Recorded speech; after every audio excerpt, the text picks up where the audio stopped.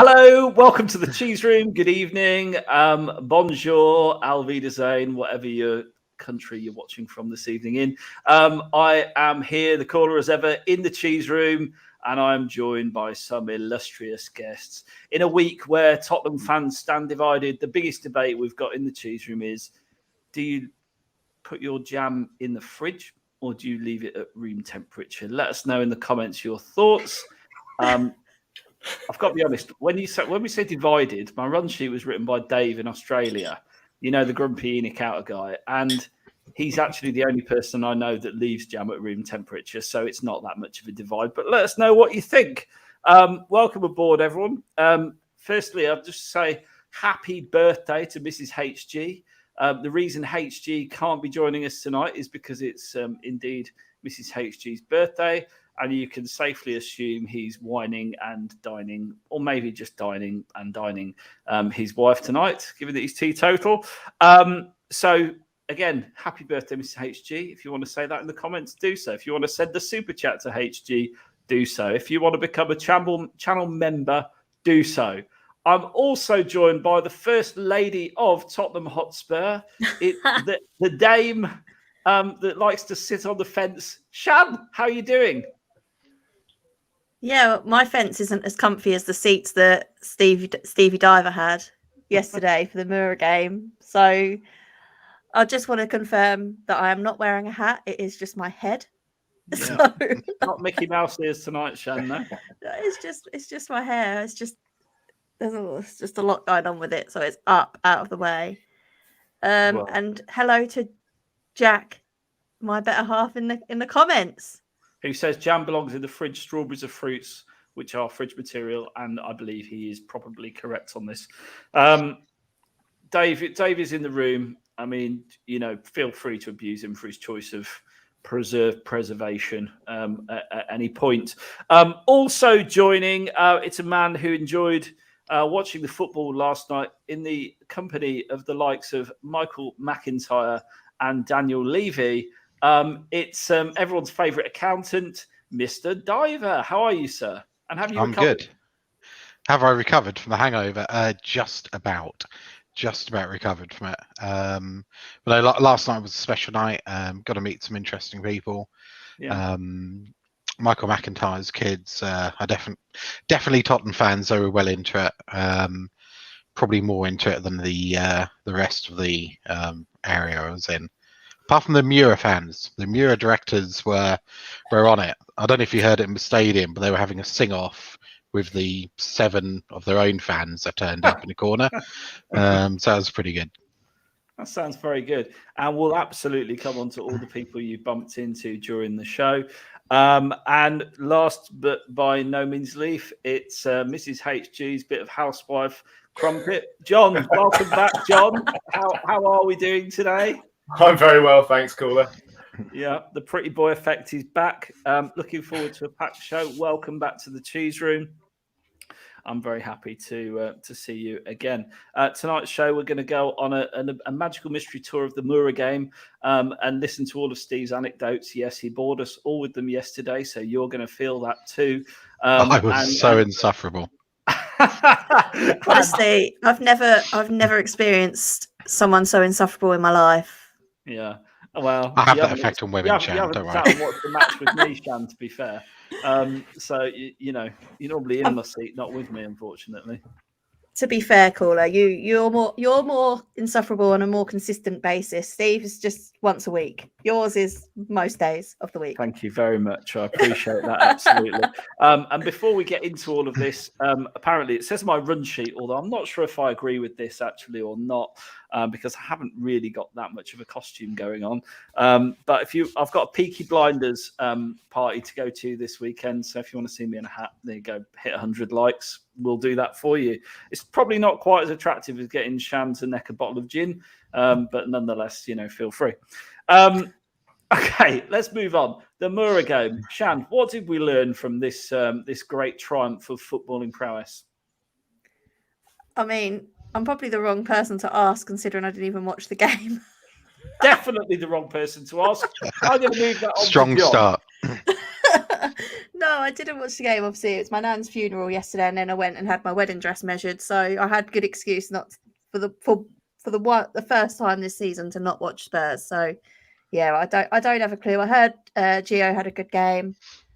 Bit concerning that we had to bring on the big boys because we conceded a sloppy goal. Well, and they were coming back into the game. It wasn't a sloppy goal, Shan. It was an absolute flipping worldie. I mean, I'm talking Lanzini style top corner. You got to have a look at it. I mean, it wasn't. I mean, whatever happened in the lead up to it was probably sloppy, wasn't it? So let's be honest. That goes without saying. Steve, obviously you saw the game. You had a pretty good view. But why don't you just spoil us for a minute and tell us about your night and all the people that you met? How did it go? In 100 words or less. In 100 words or less. I'm never that eloquent. Yeah, it was an interesting night starting off meeting with Joe Lewis. Meeting Joe Lewis, not a meeting with. So I took a quick photo of him. Very smart, very well dressed, very polite. Can't really give much more information on him because our conversation lasted maybe 10 words or fewer. And then, I was lucky enough to go watch the rest of the game or go watch a game up in the director's box. So sat next to Ledley for a bit. It was interesting, actually. Huh? Ledley, yeah. But it was interesting hearing him talking about and commenting on the players and muttering under his breath quite a bit. But, in terms of the game, I can see some comments saying it was a bit painful to watch. And I think when we went 2 up, it then dragged. I couldn't wait for half time and a quick drink at bar because it started to drag in the first half, didn't it? Absolutely.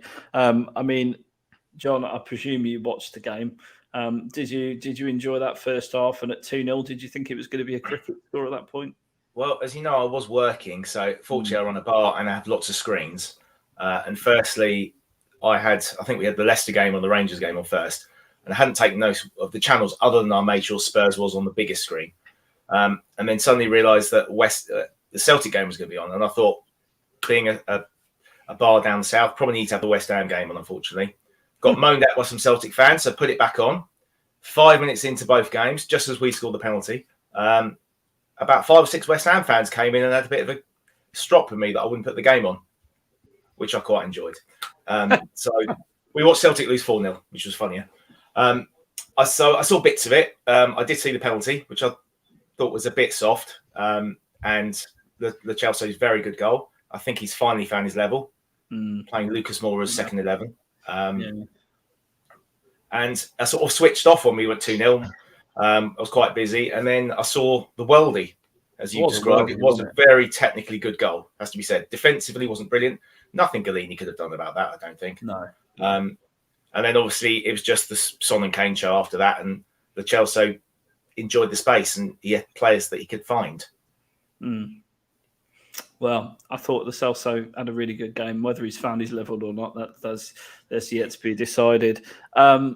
As Shan's pointed out, it was a bit of a shame that we were struggling that much. We had to bring, the likes of Son, Kane, Lucas on, Steve.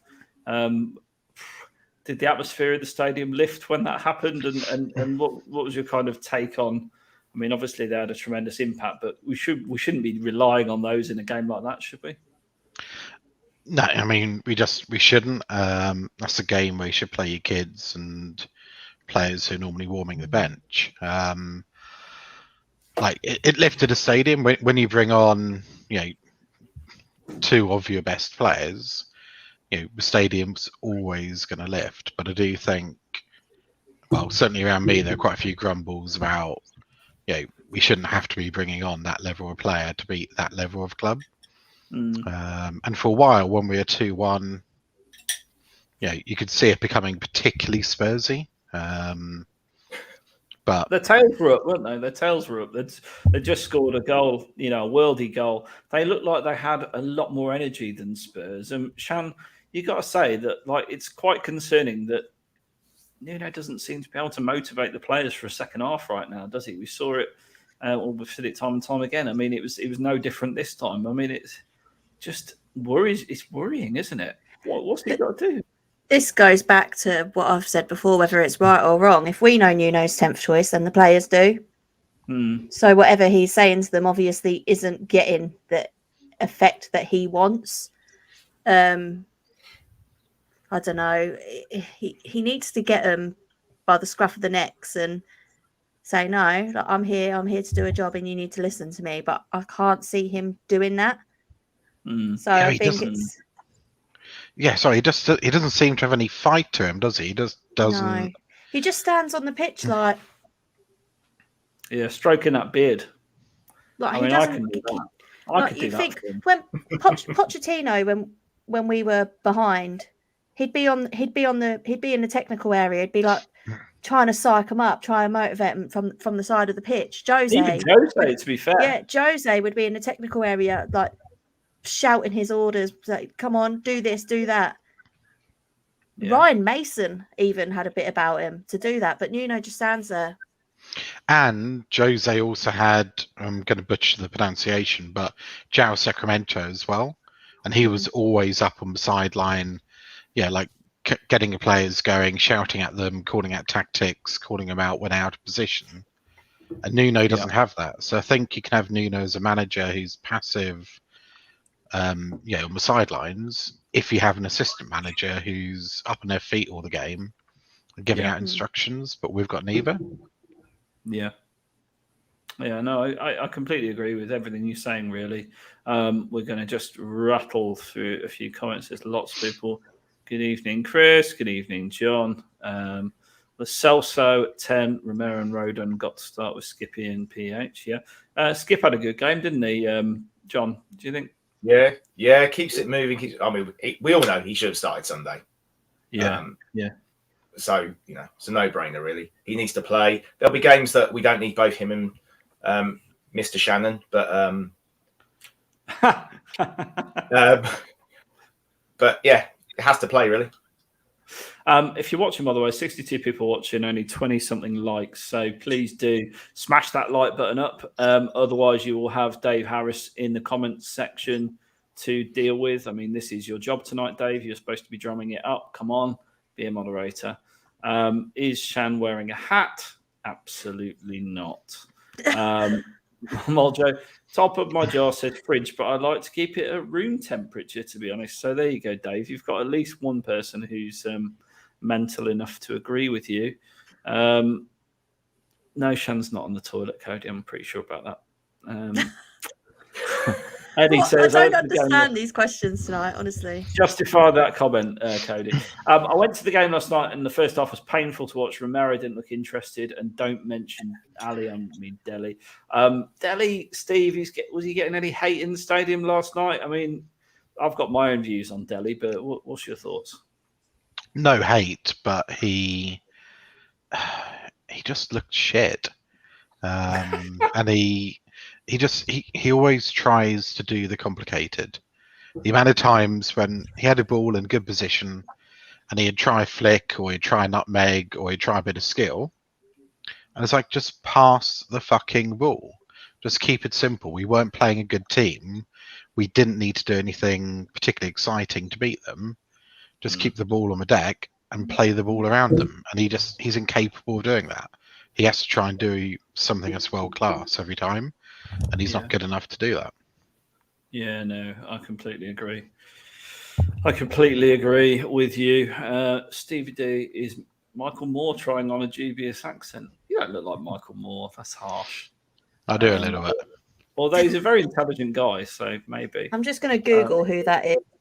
He's a bit of an knob. Come on.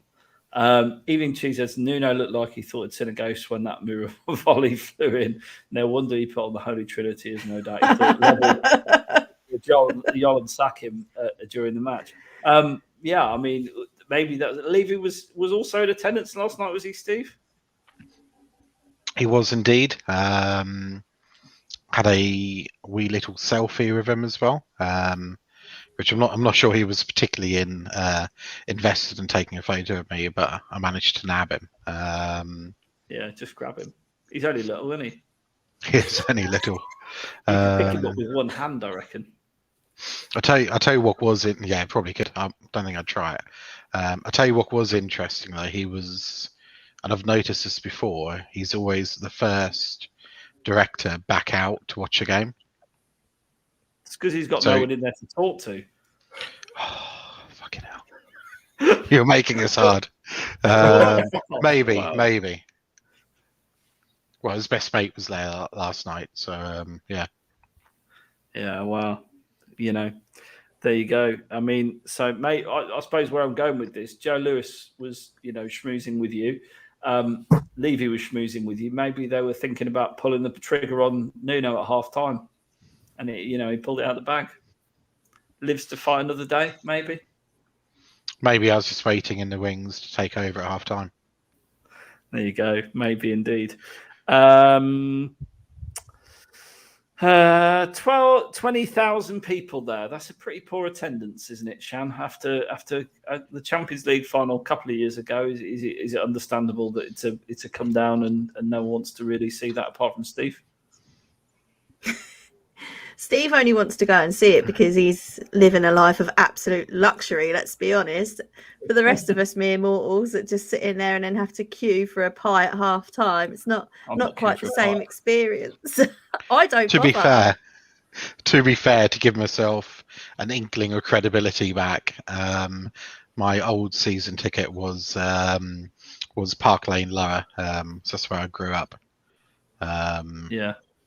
Okay. Standing in an inch of piss to go to the toilet at half time and getting those lovely warm opened bottles of, was it Carlsberg they did back then?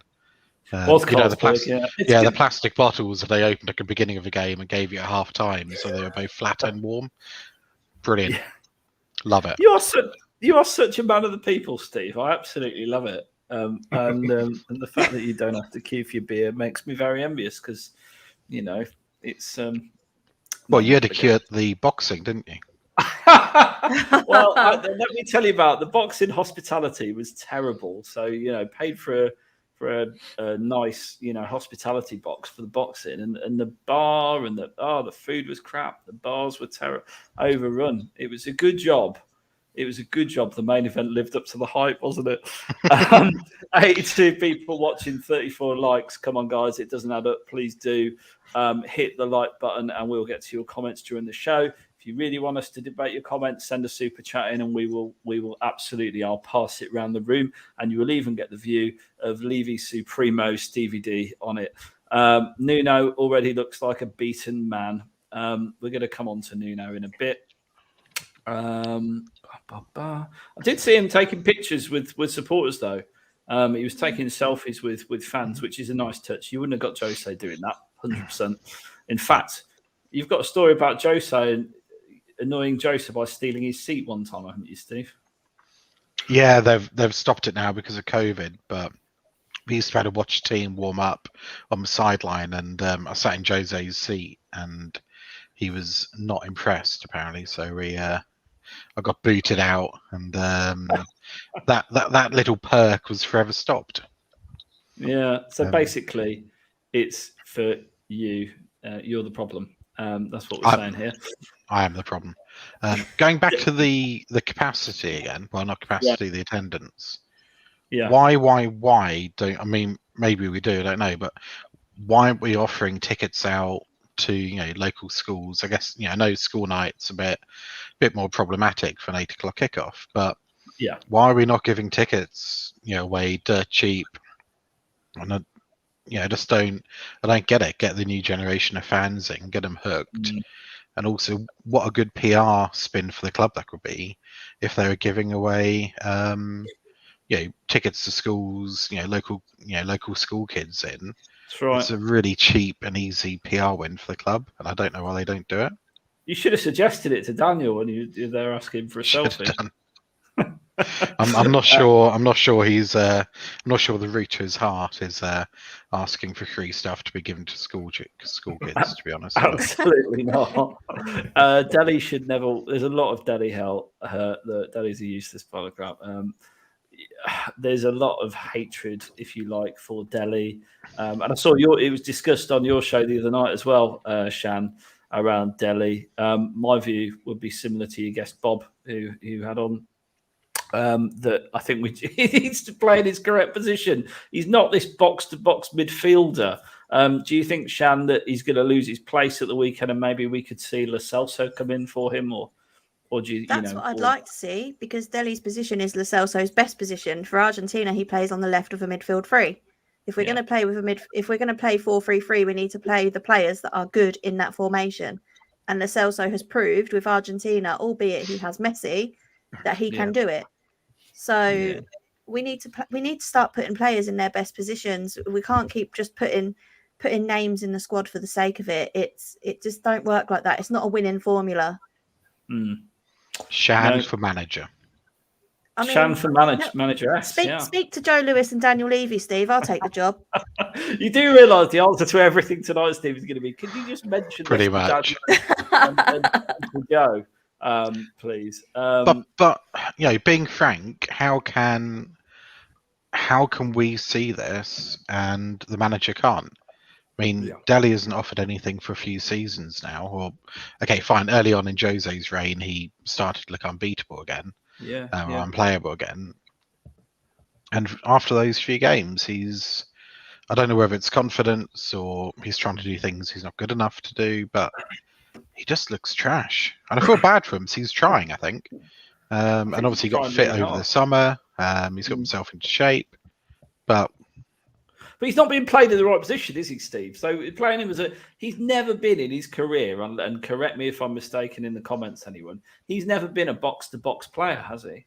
He's always been when he joined. When he joined, he ended up playing in central midfield with Dyer out of necessity due to injuries, and that's how he got in the England squad. And obviously scored a worldie against Hugo on his debut.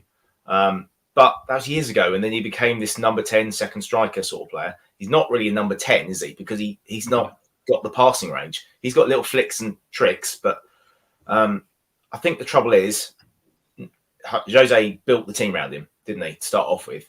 And then wanted to build this thing with Davies as a left centre-back sort of weird way, which fell apart after 60 minutes.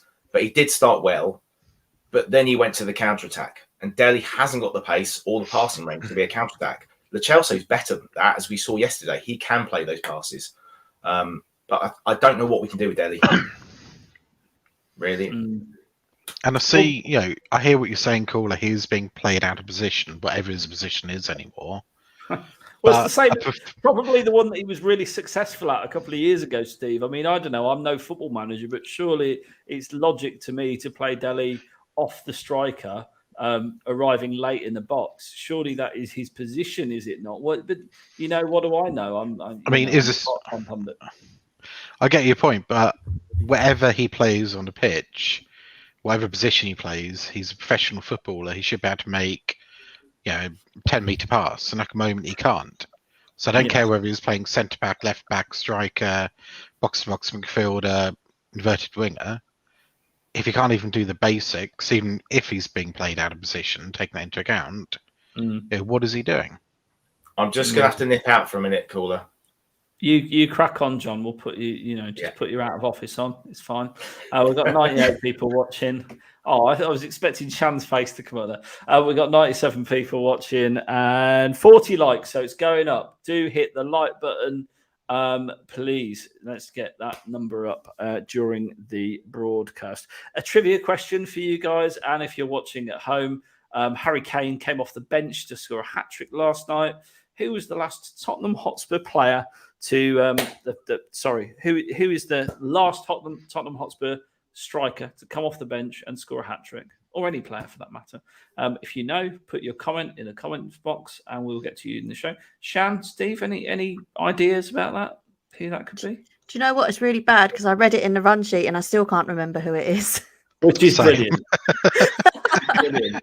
So you've both seen the run sheet and you can't actually remember the answer. Sam's one of our channel members. Good evening, Sam. We appreciate you being a supporter of the Cheese Room. If you would like to become a channel member, do see the details. They are pinned at the top. We've got a couple of correct ones. Ronnie Rosenthal. Yeah, absolutely. Phil's got it right. Craig's got it right. Well done to you guys. That is true. And also this from Will, which I thought was fair. Dele's chasing his old phone. He's trying too hard with all flicks instead of keeping it on the deck. Yeah. It's one of those, isn't it? I mean, he is the kind of player, though, that thrives on the flicks and the tricks, isn't he? And when you take that away from his game, what does he offer? Shan? Not a lot, and that pains me to say because I love Dele. But I do think he's going to end up in the shop window either in January or in the summer. I don't think we'll see him at Spurs next season. Yeah, and Alan makes a good point as well. Dele's at his best when he makes runs into the box. There's no one to give him that pass. Now Eriksen's gone. Yeah, I think that is true. Jose did say Dele is lazy at training. He did indeed. And Jose is never known to be wrong. So we probably take that as a given. Question, would you start Lo Celso or Lo Celso, depending on you say potato, I say potato. Would you start him on Sunday, Shan? Absolutely. I think if he's going to play like that, regardless of who it's against, it's showing intent and you can see he's trying. And he played the whole game, 93 minutes. So, yeah, chuck him in against Villa on Sunday, see how he does, and then hopefully he can cement his place in that first 11. We know he's good enough to do it. He plays against quality all the time with Argentina. He plays with quality. We know he's got the skill and the professionalism to do it. He just needs to stay fit and root his place and get a good run of games, because I don't think Lo Celso's ever really had a proper run of games for Spurs to play himself into some form. So it'd be nice to see him get that chance. And Steve, are you minded that way as well? Yep. Care to elaborate? You're more than that. I mean, why wouldn't we play him? He played well last night. He's better than. I mean, who's going to play over him? Dele. How and Ndombele. And Ndombele. You know. I mean, Winks, please no. Dele's looked terrible. Ndombele, I don't think he's that good that far forward. So Lo Celso's really the only option we've got. The only viable option we've got. Aidan says, okay, no, sorry, Aidan, but well done for being a channel member and a shout out to you. Absolutely. Dave Harris, Lo Celso looked good against the. You haven't got the hand of this moderating yet, have you, Dave? You're supposed to manage the room, not drop loads of comments in, but there you go. I'll go for it anyway. Lo Celso looked good against the equivalent of Eastern European school kids. He's an Argentinian Leonards, and not sure about that, Dave. I think that might be a touch harsh because he does play for Argentina against international opponents where he plays really well. It just seems to me that we haven't got the best out of Lo Celso yet. That's the truth of it. He hasn't had enough consistency to be able to. He's not really played himself into any type of form for Spurs. So we need to give him that opportunity, play him in the 11 and see what he can do. If he's still not performing, then you can say, okay, well, at least we tried. But at the moment, if Dele is getting the chance, if Ndombele is getting the chance, then Lo Celso deserves a chance as well to prove why he should be in that 11. And I think he did take that last night, even though I haven't seen it. I heard he's taken it. So a few more comments on it. 105 people watching, 40-something likes. Hit the like button. Lo Celso needs a good run in the side. He could be the new Eriksen. I'm not sure he's a different type of player, but he's certainly got the ability to carve out opportunities. Lo Celso played the full game Sunday. So he won't be starting on Sunday. And Aidan, channel member, says Nuno logic would suggest Winks starts on Sunday now. Harold Winks didn't play that badly, did he?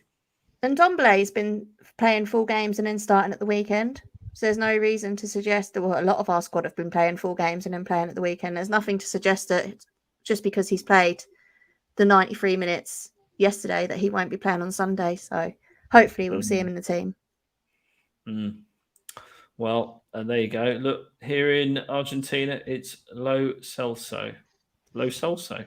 How you pronounce it? So there you go. It's Lo Celso. The greatest Brendan footballer. Disagrees. I think Bren disagrees, doesn't he?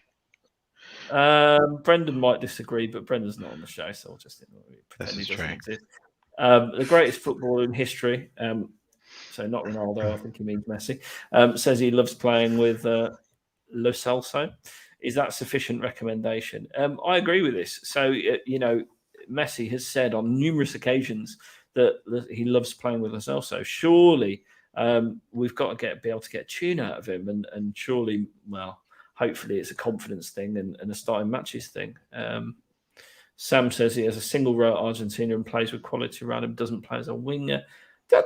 It's strange the way he's being deployed, Steve. Why is he being deployed so high up the pitch when all his good games for Spurs in a Spurs shirt have come from a central midfield role, haven't they? Or out wide? Yeah, and for a start, I've never quite worked out what his best position is. And I don't know. I think we sometimes chuck him into the team to fill a gap rather than put him into what his best position is, whatever that may be. I don't know. Throwing it back to you, Caller, where do you think he's best suited? I think midfield, central midfield. Well, central or left. It's the left midfield. Of the three. That's where he plays for Argentina. Yeah, I mean, I've seen him play really well anywhere across the middle of the park for Spurs. I've seen him play well sporadically. The problem is he never seems to put a run of games together, and I think. But does he ever get a run of games? Well, and this is the thing. So his consistency is not helped by the fact that he's been quite injury prone and not picked when available quite often as well. I don't think he's trusted by the manager, and I think that doesn't help either.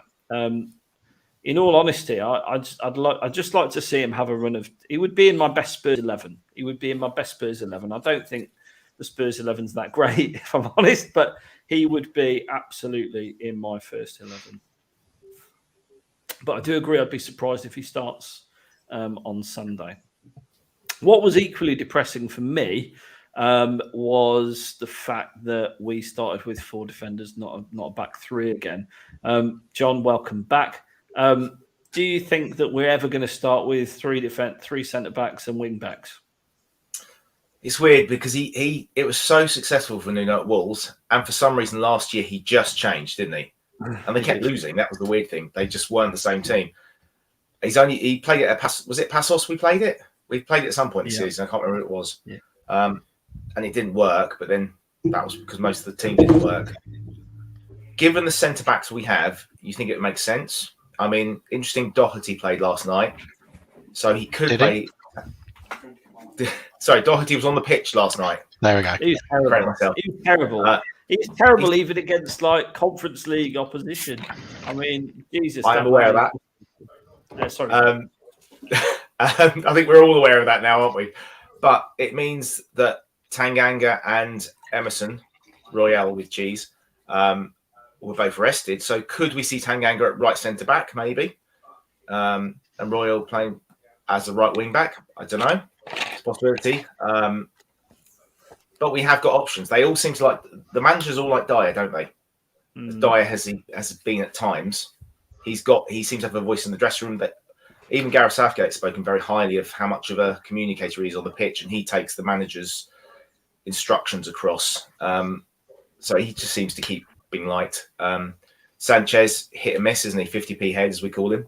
And we want to see Romero. Romero, just like Lo Celso, needs a run of games. You can't just keep putting him in and out.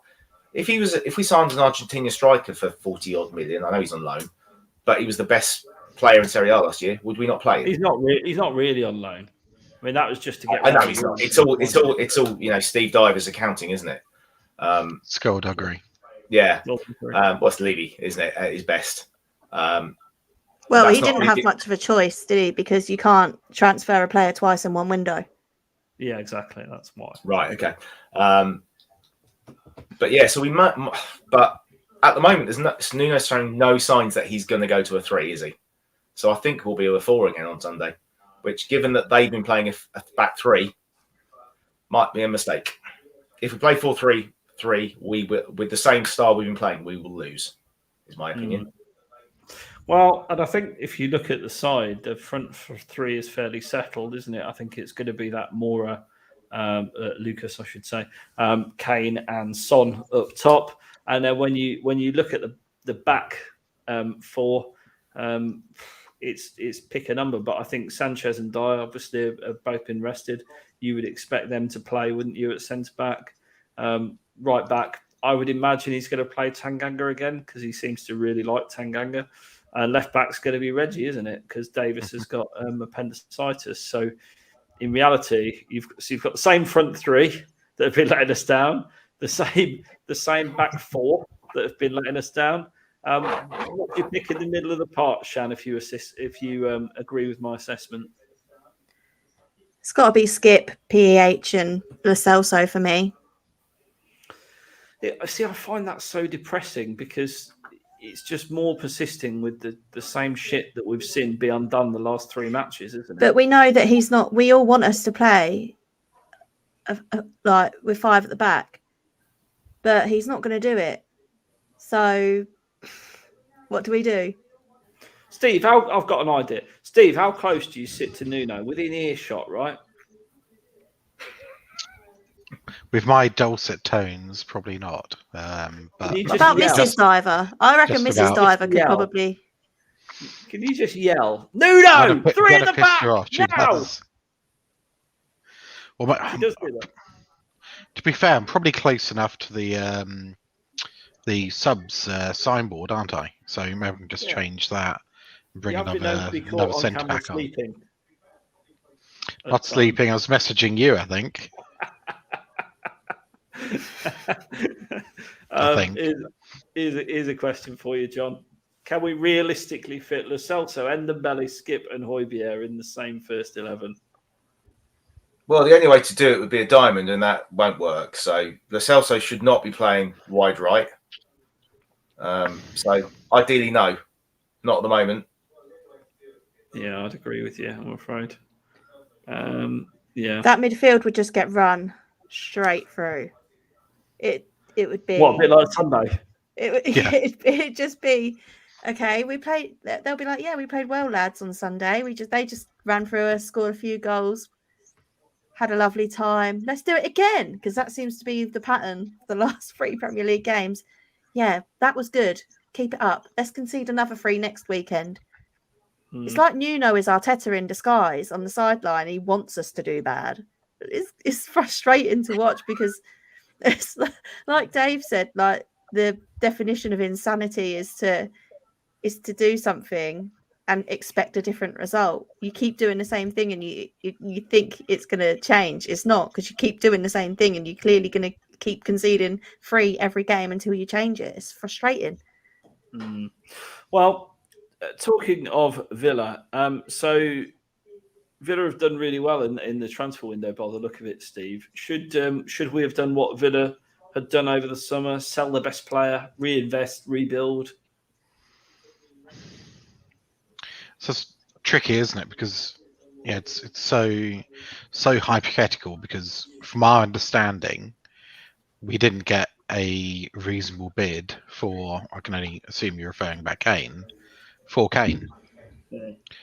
From, if you can believe it, what we read in the press, if we received £100 million bid for Kane, then what are we going to do? Go and buy a less good striker for 70 or 80 million, and then we've got 20, 30 million to spend it on what? Another mid-level player, or maybe well, wasn't he about 40, 44? He was, yeah. So we paid for him in two chunks. If we had received, I mean, this is hindsight, if we had received a proper bid for Kane, then yes, get Kane out, reinvest in a team, get some players who want to be at a club. But we didn't get that. Well, Villa seem to have done an exceptional job with it. Silent Dove, good evening. Channel member, welcome. If you want to become a channel member, get a groovy little symbol next to your name and get access to special emojis, including Heung-min Son and Baby Nuno, then the details are in the pin message at the top of the chat. Shan, they've done some good business, Villa. what do you think of their summer signings? Who stands out for you? It's not even so much the signings they've made; it's how they went about doing it. They were quiet, like Danny Ings. No one had a sniff of that, and then all of a sudden, breaking news: Danny Ings signs for Aston Villa for what was it, 25 million? Yeah, and you're like, bargain, absolute bargain. What the hell on 150k a week? It's like, what? How have they managed that? Sneaky little sausages, but yeah. It's the way it's the players they got and the way they did it. They got in the three players that they saw as the replacements for Grealish that all offered different attributes of what Grealish could offer them at the time. And they've got three of them. So if one of them's injured, it's not as much of an issue. Whereas when Grealish got injured, it massively impacted their game. I think they lost more than they won when Grealish wasn't on the pitch. So that's right. Yeah, they did. It's smart business from Villa to get three different players, all that have they have a similar attribute of Grealish's, but different attributes within them. So they've got options. The money they got them in for, the fact they got them in before Grealish went, just the way they did their. I wish we could do our business like that, honestly, without the whole world like knowing what we're trying to do, and then you get another club always come in and scupper the deal, like Chelsea. It's always Chelsea. Whenever we're on the brink of signing a player, they just ruin it. So, are you saying we draw our transfers out a little bit? Is that what you're saying, Shan? Are we trying to say that we don't? It took about 50 years to sign Romero. We all knew it was going to happen, but it just came out of the blue, completely unheard of. No, I think Romero we spoke about in about week 1 of the window, didn't we?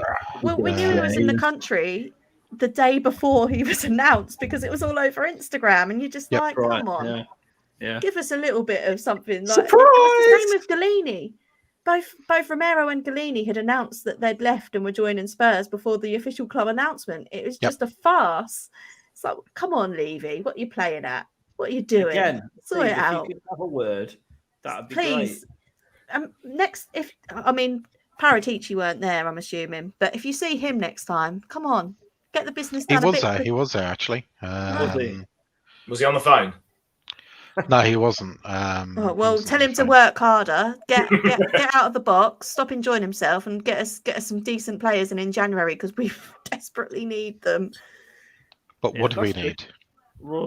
We need a bit of everything. I think we need a good box to box. It's not a Toby Carvery buffet. We need to be specific. We can't have anything. We need a number 8. We need a good box to box midfield, a midfielder capable of carrying the ball forward. We need that. We need a right winger. We need a creative midfielder. We need a backup striker or 2. Yeah. We're the only big club with 1 striker. We can't count Dane Scarlett. He isn't ready. That is a disgrace. Let's be honest. City? They haven't got any strikers, have they? Jesus. But City have other players that score goals. We have Kane and Son. That's it. And they play differently, don't they? They camp on the edge of people's boxes, so they work on the midfield movement. They also have Kevin De Bruyne. Yeah, but that's the key for me. You said creative midfielder. We need somebody who can pass the ball. Gundogan as well. Gundogan was their top scorer at one point. I don't know if he finished their top goal scorer, but he's a deep line midfielder, and he bangs them in for fun. Yeah, he does. Yeah. So we were talking after the game last night, and I don't think we've actually got a bad squad. We're lacking in depth, but I think we've got a bad squad. Can you imagine putting Eriksen in his prime in the team we've got now? I think, we wouldn't win the league, but I think we would be a good team. I think we'd be a good team, hard to beat, and I think, we'd obviously have that creativity that Eriksen brings. So I don't think we're that far off being relatively decent. We're a long way off challenging for the title. But I don't think it's going to need too much. Yeah. I think this is the thing. It's like that 16-17 season. If we'd have had better squad depth, we would have won the league. We had a good first 11, but then they were being reused all the time. In the end, they ran out of legs, and then we went on that poor run of form to what we. Yeah. That was the season we finished 3rd in a 2-horse race. Yeah. Yeah. No, absolutely. Sam, no, we don't have a Villa guest lineup this week. We couldn't get one from the Midlands. The best we could do was John. Surely your neighbour supports Villa. You're in Villa territory, aren't you, caller? No, I'm miles away from Villa, Shan. Do your geography right. You're not many miles away. I mean, you work not far from there. So is it not your closest Premier League team? No, Leicester's easily closest. Leicester's 20 minutes. It takes me about the same amount of time to get to Villa as it does Tottenham. Not far off. So yeah. So we know we haven't got a Villa fan lined up, unfortunately. However, John, you've got a Villa friend, haven't you, John? I have, and I did try to get him on, but unfortunately he couldn't come on tonight. He did say he's going to watch tomorrow, though. So I asked him for some comments. I've lost it. Hold on. Far away. So, give us his views. Yeah. So Marlon is a season ticket holder. He's also friends with Jack Grealish's dad. He said, I expect us to play a 5-3-2 with Ings and Watkins up front, McGinn, Louise, and Ramsey in midfield, Mings, Concert, and Hauser at the back, and then Cash and either Target or Ashley Young at left back. We'll have a few wingers on the bench: Buendia, Traore, and Anwar and El Ghazi. El Ghazi likes a good goal, doesn't he? He does. And then if things don't go right, expect to switch a formation around 65 minutes. We've got some great kids coming through, including, here's your joke, caller, the Chukwuemeka brothers. The Chumbawamba. Yeah. Do they get knocked down I and get get back knocked up down, again? but I get up again. You're never going to get me down. HG specifically asked me to avoid that in the run sheet because he hates that song and he hates Chumbawamba. So shout out HG. But he's not here. And then also the Ramsey brothers, another guy I can't even pronounce, Cameron Archer, all potentials for some minutes in the game, he said. One of the Chukwuemeka brothers hit the post against us last year, didn't he, apparently? That Cameron Archer I watched in the last round of the League Cup. I can't remember who they were playing. I think it was like some team up north, like Carlisle or something like that. They were like on the border, but he was decent.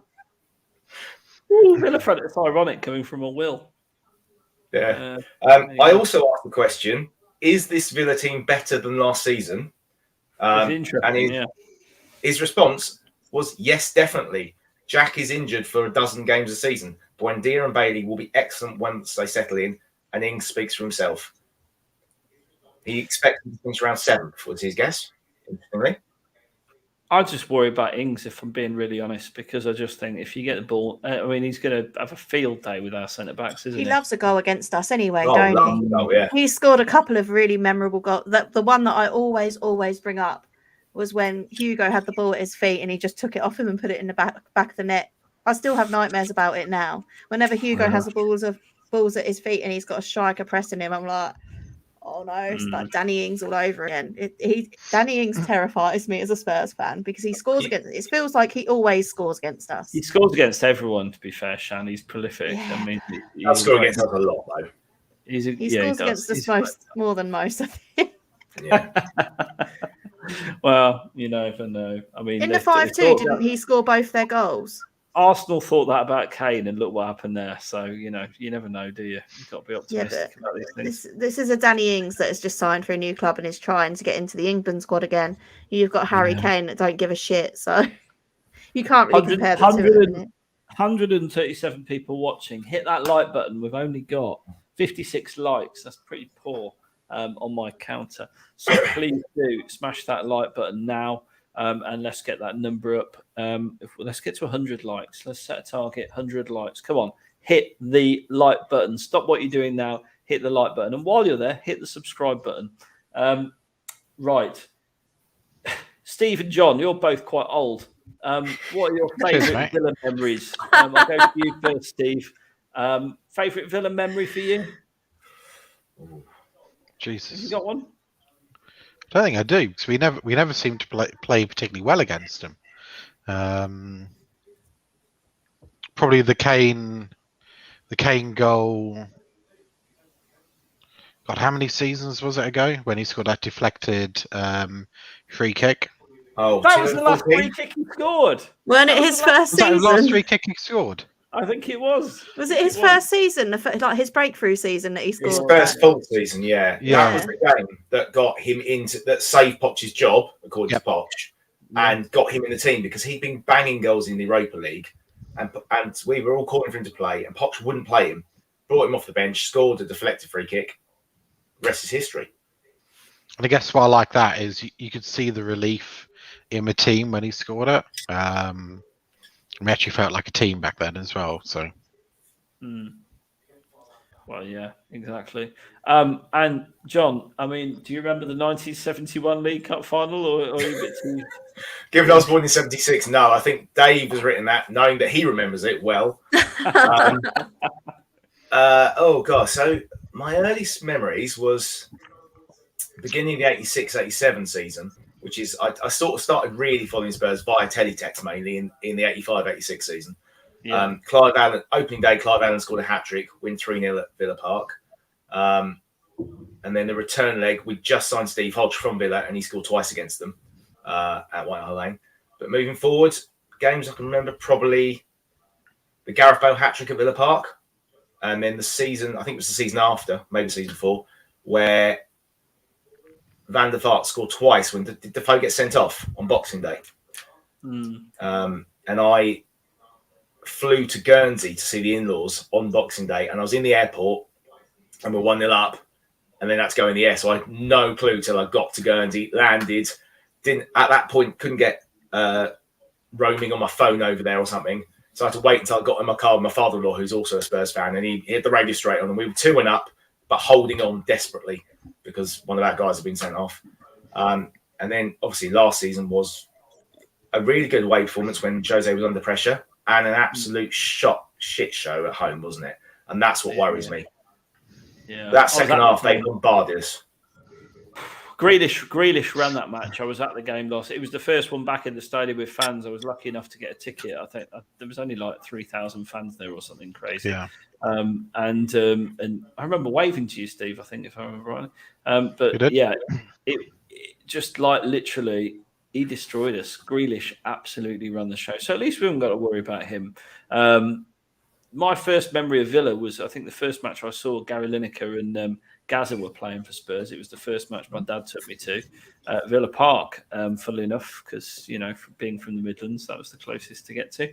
And, yeah, it was a ball draw, if I remember rightly. Eric Torsved in goal, for those of you that can remember him. What a legend he was. And this one, it sticks in memory in recent years. Sonny winning the game in the dying minutes, playing pretty much the whole game with a broken arm. Yeah, I think it was that was the first lockdown, wasn't it? We were coming out the first lockdown, if I remember rightly. And Jose was going nuts on the touchline. But yeah, I do remember that. And then it was just before the first lockdown, in fact, wasn't it? Because he broke it, and then we got a bit lucky with lockdown. It gave him an extra bit of time to recover. But that was cracking, wasn't it? One of the defenders I'm not sure it was Mings or one of the other centre backs, just completely spooned it, didn't they? I think it bounced over their head, and Sonny was onto it in a flash and scored in the very last minute. Yeah, a great result. Sam says Grealish is a class act. Levy screwed up with the big fat bells by not signing him when he had the chance. He did, but then at the time everyone was slagging off us for trying to sign Grealish because he was too small time. So I always think these things with hindsight are amazing. You were going to say something, Steve? Yeah, exactly what you said. So yeah, agree with Sam. We did screw up in not signing him, but nobody else did. So we can all sit here and see the player he's become, which is not a £100 million player. Let's face it, City overpaid, but we can all see he's become a very good player. But lovely hair. Lovely hair. But, no other club went in for him in a serious way. So clearly nobody else was invested in him or believed in him at the time. So, hindsight is easy. And I do remember, Spurs Facebook groups, forums at the time, not everybody, but a lot of people were moaning and saying he was not good enough to play for us, and typical Tottenham for going for that caliber of player. Yeah. So obviously I don't know what Sam said, mate. I don't know whether you supported it or not, but we can't have it both ways. We can't say that player's not good for us, and then when he comes good, say we should. Well, I mean, look, I'm sure Harry Kane had the opportunity to be signed by lots of different people when he was on loan at Norwich and so on and so forth. And yet, I'm sure there's lots of stories there. There's always things you miss. You can't sign every great player, but it is a shame we didn't clinch that signature when we could have done for the price. It'd be nice if we signed one. Yeah, it'd just be nice if we did sign one. Do you know what the annoying thing is? When we do try and do it, Jack Clark, Ryan Sessegnon, they fail badly. But they don't just fail. The only thing I'd say with that, Shan, is Sessegnon's still only 21. I mean, it doesn't look like he's coming good, don't get me wrong. But no, because every season he gets a hamstring injury. He can't. He's just. How old was Bale when he came good? Was he about 22? 23, maybe? 22, I think. Yeah. So he's still got time, I suppose, would be all I'd say. Yeah, but Gareth Bale wasn't the injury-laden Gareth Bale, he had lots of injuries. He had loads of injuries, and not to the extent of Sessegnon though. We bought him, and he was out for the first 6 months when we bought him. I don't know. I think it's hard to know these things. He could turn into a fantastic player. Sessegnon needs football. That's the reality of it. He shouldn't be at Spurs sat there wasting. That's all I would say because I don't know. Is he injured at the moment, and that's why he's not been playing? Or do you guys? Yeah, he is still injured. He got injured on international duty with the England under-21s. Yeah, I mean he's clearly a talent, but he's got to get football. And the same. The thing that I've noticed with him though is when he does play, he just looks like a deer. He just looks like a rabbit in the headlights. He's like, oh my god, I don't know what to do. He looks like he's running through mud. He's got no confidence. He's got no confidence. But that's what you develop on loan. It took how many loans did Kane have before he came good? Like 7 or something, 6. It was a lot. So it's possible for him to come good. He's clearly a talented player. It just is. I share your frustration to pay 25 million quid for someone who isn't really usable in the squad is really frustrating. But with the latest one is Sarr, isn't it? We signed Sarr 10 million. He's tearing it off at Metz. Let's hope that he is a better signing, and we've got a couple for the future. When you think what we paid for Sonny, that 25 million for Sessegnon is not looking like 25 million well spent. No. Yeah, price inflation and all that though. That's still not by much though. That was a couple of years. Sonny had been at Spurs 4 years. Sorry, Steve, go on. We're talking about quality. Can we talk about my new favourite player? I don't know how to pronounce his surnames. My Spanish is terrible. But Bryan Gil. Say it. Brian. I'm just going to call him Brian. I can say Brian. Just say Bryan Hill. Steve's mate Brian. I'm surprised you didn't get a selfie with him, Steve. Yeah, that's true. Didn't actually see him, to be fair. You didn't mention you haven't mentioned you bumped into Celso. And who else? Brandon Austin? And Lucas. Austin and Lucas. I mean, Brendan will be very jealous about that. Lucas is always smiling. But I do think Brian is going to be such a good player for us. And I know he hasn't delivered a huge amount, but he's young. But I just like watching him play. Yeah. We've been so dull for so long. And just seeing a player, he's like a Yorkshire Terrier, isn't he? Chasing after the ball. He's got some good energy about him, puts the tackle in. And he runs at people. He just runs and runs and runs at people. And that's what I want to see. I want to see some good football. Yeah, no, he does. And unlike Sessegnon, he looks like he's got the ability to beat a man. Oh, hell yeah. You can see the difference in quality, can't you, between those two? And I guess you can't compare them, can you? This is the thing. Having said that, he was probably double the price of Sessegnon almost, wasn't he? I mean, what did he cost? About 25 million plus a Lamella? I reckon you can say 40 million. 40 mil safely, which is a lot to pay for a 21-year-old, isn't it? So, let's Golden Boy up for Golden Boy of the Year, though. So's everyone. There's about 60 people in that competition. It's like, I wouldn't read too much into that. Steal his thunder, all right? Sessegnon's probably in that list. I don't reckon he is cooler, let's be honest. Jack Clark's top of the list. Jack Clark, top of the list. 150 something people watching, 70 likes. Do please hit the like and subscribe button. Brian looks like Ringo Starr from the 60s. Yeah, absolutely. Can't argue with that coming. Yeah, hope this club doesn't ruin Hill. We'll see about that. Sessegnon tries too hard when he gets in. Homegrown players are stupidly priced. Yeah, that's true. That's a consideration when you talk about Sessegnon's transfer fee. John McGinn and Pierre Højbjerg, your man Shan, would make a decent 6 and 8 partnership. We definitely need someone else in the team, don't we? In the midfield, that engine. I mean, I know that it looks like our future is at Metz right now. And it's just a shame we've got him on loan, really, because he looks a fantastic player to start from everything I've seen. Can people stop saying that? No. Let's get wound up. It winds me up when people say we shouldn't let him go on loan. That was the only way we could buy him. I'm not saying that. The only reason we got him is because we let him go on loan. But it is a shame that that is the term. That was the term to buy him, was that we let him go back on loan. The shame is, Steve, we need that player, that kind of player. And he is box to box because I've watched him. We need that kind of player in our squad. That's exactly what we're missing. And I suppose that's the shame of it. But I know that the only way they would do business with us is if we loan him back. And that's why we got him. So I think he's going to need that other year as well. Yeah, he's going to play game in, game out. He's going to be one of their better players, or certainly, he's one of their better players. So, I think he's going to grow a lot from that, more than he would with us for a year. Yeah. I do think we need options in the midfield. We need to get rid of the ones that clearly aren't working, and we need to get in something. Winks, Dele, and we need to bring it. Start me on Winks. We need to bring in options. We need to be able to change it about. If things aren't working, we need to be able to bring on someone that can make a bit of a difference. Because, like I say, a couple of additions will have a very good first 11, but you haven't got much more than that.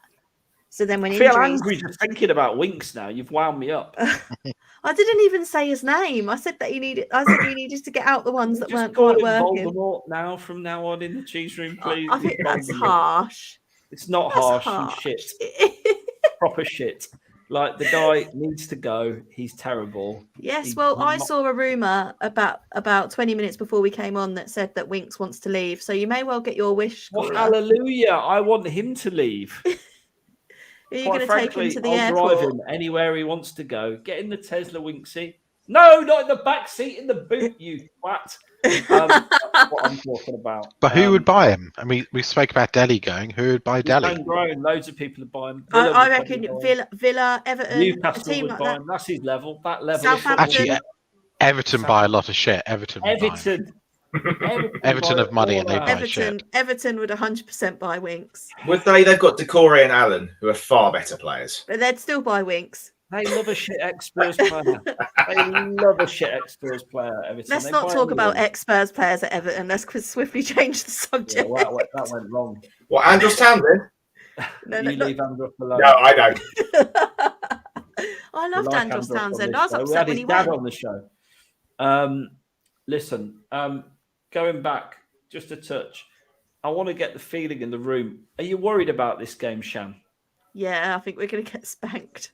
You think we're going to get spanked? John, how are you feeling? I've already said we play 4-3-3, we're going to lose. And we're going to play 4-3-3, aren't we? Stevie D. I'm normally the optimistic one, aren't I?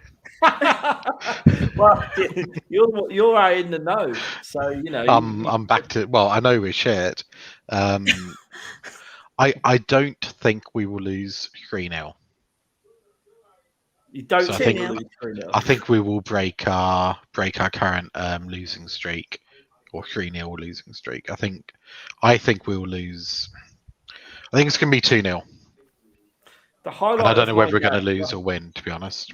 The highlight of my game, my match day, will be seeing you, hopefully, Steve. So I think that tells you which way I don't believe we're going to win. I'm worried about this match. I am really worried about this match.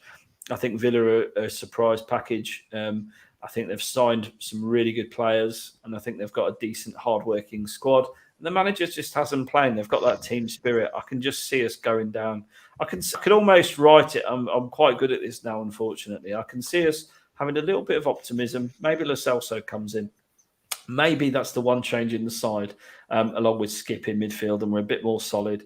We go 1-0 up, Villa score, and all of a sudden they break our soul. And Nuno just stands there stroking his beard as the goals roll in. But by full time, if that's the case, I want him sacked. So, so cool. That leads nicely on, doesn't it? Now, are you? Well, it's almost like I planned that segue. So, are you now agreeing with me, caller? No, I don't think you can sack a man after 6 games. I'm being slightly facetious, and it was more for the spirit of my segue. But I wanted to come on to talk about Nuno and his future. And you can get involved in this. Do stick your comment in the comments box. Send us a super chat. Let us know what you think. How long has Nuno got left at Spurs? 6 league games, Steve.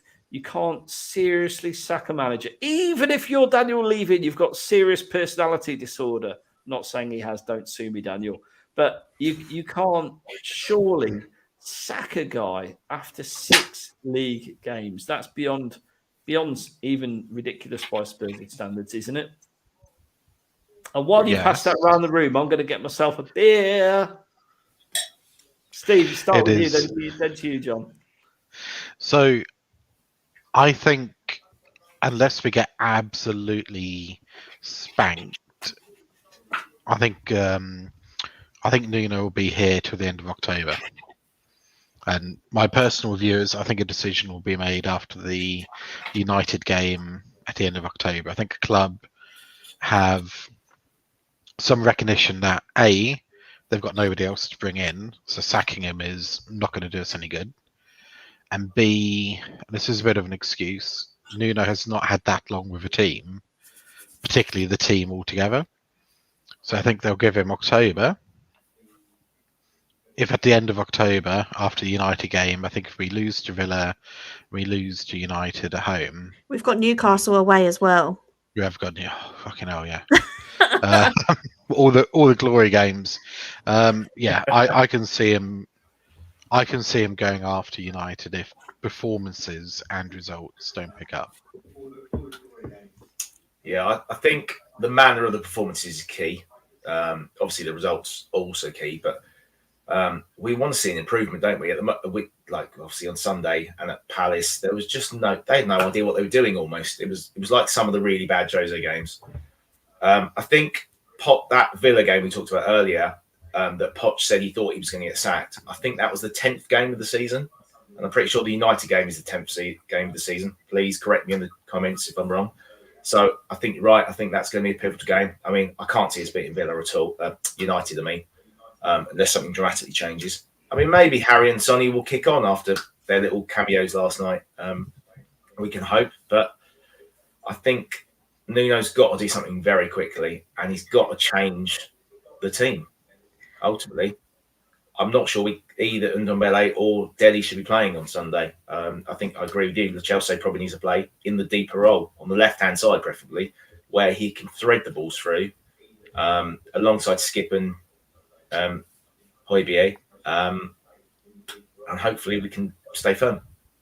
Sharon? So looking at Spurs' games in October, so we've got Villa on Sunday, got Newcastle away, West Ham away, and then Manchester United at home. I don't see us picking up many points from that run of games at all. When do we ever get a result Newcastle away? Like, they always show up against us. They're our bogey team. They are to us what we are to Man City. We've actually had a few at Newcastle. It's normally they win at the Lane. Yeah, it's normally the way around, isn't it? I still don't enjoy, like last season, what was it, 2-2? Yeah. Away? Steve Bruce, how was the beacon, did you 2-1? I think we lost them away last season. Willock got a late. Kane scored twice, didn't he? They went 1 up. Kane's who's this? Joe Linton scored his seasonal goal against us. Then Kane scored 2 very quick goals, and then Willock scored right at the end because he was on that little run, wasn't he, where he's scoring those goals. Yeah. So he'll probably score against us. So what? We're realistically going to pick up a point out of those. If we pick up a point out of those 4 games, Nuno's gone. He's dust. Where does the West Ham game fall in relation to the Conference League? It's a Sunday the 24th. Are we playing just? I'm just wondering what West Ham's Europa League game will be just beforehand if they've got to go somewhere miles away. Or, I don't think it'll make too much difference, if I'm honest. It's West Ham. West Ham playing us is their cup final as well. That's true, and they are playing very, very and well. They are better than us at the moment, as it stands. Ooh. And it makes. I can't hear those words See, in the cheese room. Shan. I've just come up. I've just come up with a hot flush, a little bit. I'm sweating saying this, but they're better than us at the moment. They are. They're better as a team. They might not have the individuals that we've got, but as a team, they are better than Spurs right now. We can't sit here and say that they're not. No.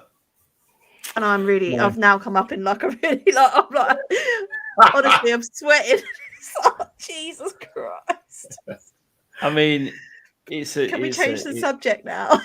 No, we've got to face into this, you know. But, it is miserable right now being a Spurs fan, isn't it? Miserable. But let's face facts. Where are we in the league? About 10th. We're not too far away 11th. from the top 11th. Okay. How many points off the top 6 are we, Shan? Hang on a minute. Let me. Not How many. many off bottom? It's that's a half glass full versus a half glass empty, isn't it, Steve? We've got 9 points, and Brighton, who are 6th, have got 13. But so have City in second. So there's a lot of teams on 13. So we're 4 points off second. But we've also got Villa, Newcastle, West Ham, and Manchester United coming up. So in 4 games. Hang on. Let me just play it this way. We are Tottenham Hotspur. To dare is to do. We're a better side than Not West Ham. according to Nuno. Well, he probably gets it the wrong way around. Maybe he can't read Latin. We've got a better side than West Ham, right? We've got a better side than Villa. We could give Man United a game. There's no reason why we can't do well and get points out of them. The problem is, until Nuno starts picking players in the right position and abandons this 4-3-3 nonsense, and it is, I'm calling it now, nonsense, Nuno. It's shit. Nobody wants to see 4-3-3. Nobody. Not me, not Shan, not Steve, definitely not Steve, and he'll tell Levy on you, and definitely not John from his student bar. I'm telling you now, no one wants to see 4-3-3. They want to see 3 centre-backs, Reggie, and definitely not Tanganga, Royale, Emerson, with flying up and down the flanks. That's what we want to see. That's what we want to see. And if we do that, we've got a chance, but he's got to abandon this 4-3-3 bollocks. Let us know what you think. If he's going to play 4-3-3, play the players that can play it. Yeah, that's the key, isn't it? Put the Celso in there. I think he might do that, but I don't necessarily think that's a solution. It's not the best. We're never going to get the best out of this squad with 4-3-3. It's like someone said to Nuno, "Oh, you can't do what you did at Wolves. You can't be really defensive." I think a 4-3-2-1 would be better. What you've got to do is play attacking because that's the Spurs way. That's what Daniel Levy said to him. He's then interpreted that in his tiny brain with massive beard as, "Oh, I must play 4-3-3." It's like that's the solution to attacking. I mean, or a 4-2-3-1. Play Skip and Højbjerg works well. That's what we always did play. Yep. Celso is the 10. Son on the left, Mura on the right, Kane up top on his own. Kane needs to be up top on his own. He can't be sharing his space. Kane needs room for his big fat ego up top on his own. Don't put anyone else around him. We are a better team than Villa, 100%. We've got better individuals. We're not a better team right now. Absolutely. Precisely better individuals, but not a better team. Precisely right. Their manager's probably better than ours as well. And I'm not sure. I don't think that's fair. I agree. I think he is. I think he is better. He's got his team at least playing as a team. Nuno can't get it. We've got better players and they're playing better than we are, so... Exactly. Where's the missing link, caller? Time. If they have shitter players and a shitter manager and are better than we are, they've got. I mean, if we want to dumb it down to a playground, language, they've got. Well, that's all I have to do to communicate with you. They've got shitter players and a shitter manager. And Which they have. They have, but they've got team spirit in spades, and we haven't right now. We've got no confidence. Spurs are broken on confidence, and if I'm being really perfectly honest, it's Nuno's fault. Where we are at right now, he's on the manager for me. Absolutely, he needs to start playing to our strengths and not to our weaknesses. And I agree with all the Levy out stuff. To be perfectly honest, I think Daniel Levy's got a lot to answer for. But right now, on the pitch, where it counts, the manager is doing a shocking job. Shocking job. And that's my view. You tell me differently, John. So I've just seen Dave's comment. Don't know if you want to put it up. Hang on a minute. I don't know which one you mean.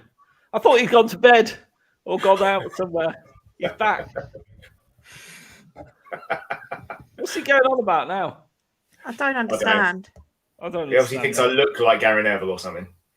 He's weird. Dave. No, I can see it. I can see it. You can Do you see know what? it? Gary Neville might be a shout. Get Gary Neville in to manage these bunch of losers. Well, because he did such a good job at Valencia. Exactly. It can't be any worse. It can be. It can be. They lost every game, including one about 10-0, didn't they? Look, I looked up the fixtures, and West Ham have got a home game against Genk. Is that who beat us a couple of years ago? Was it Genk? And we've got an away game at Vitesse, so we're even more screwed. Yeah, we've got to win that as well. So, do you think there's player discontent at this stage, building on from that, Shan, or is it a load of Jamie O'Hara? That's one of the worst Dave jokes I've ever heard in my life, and I normally find Dave quite funny. But yeah, I mean, do you really think that the big egos in the dressing room can be happy with being spanked 3-0 every week and not seeing any sort of plan as to how they're going to improve it? You've got Harry Kane. That you've got Harry Kane in the dressing room for a starter, with his brother leaking stories to the Sun about discontentment in the dressing room. So if Harry Kane is not happy with Nuno, it's so you're saying this is Charlie Kane's fault? Everything's Charlie Kane's fault.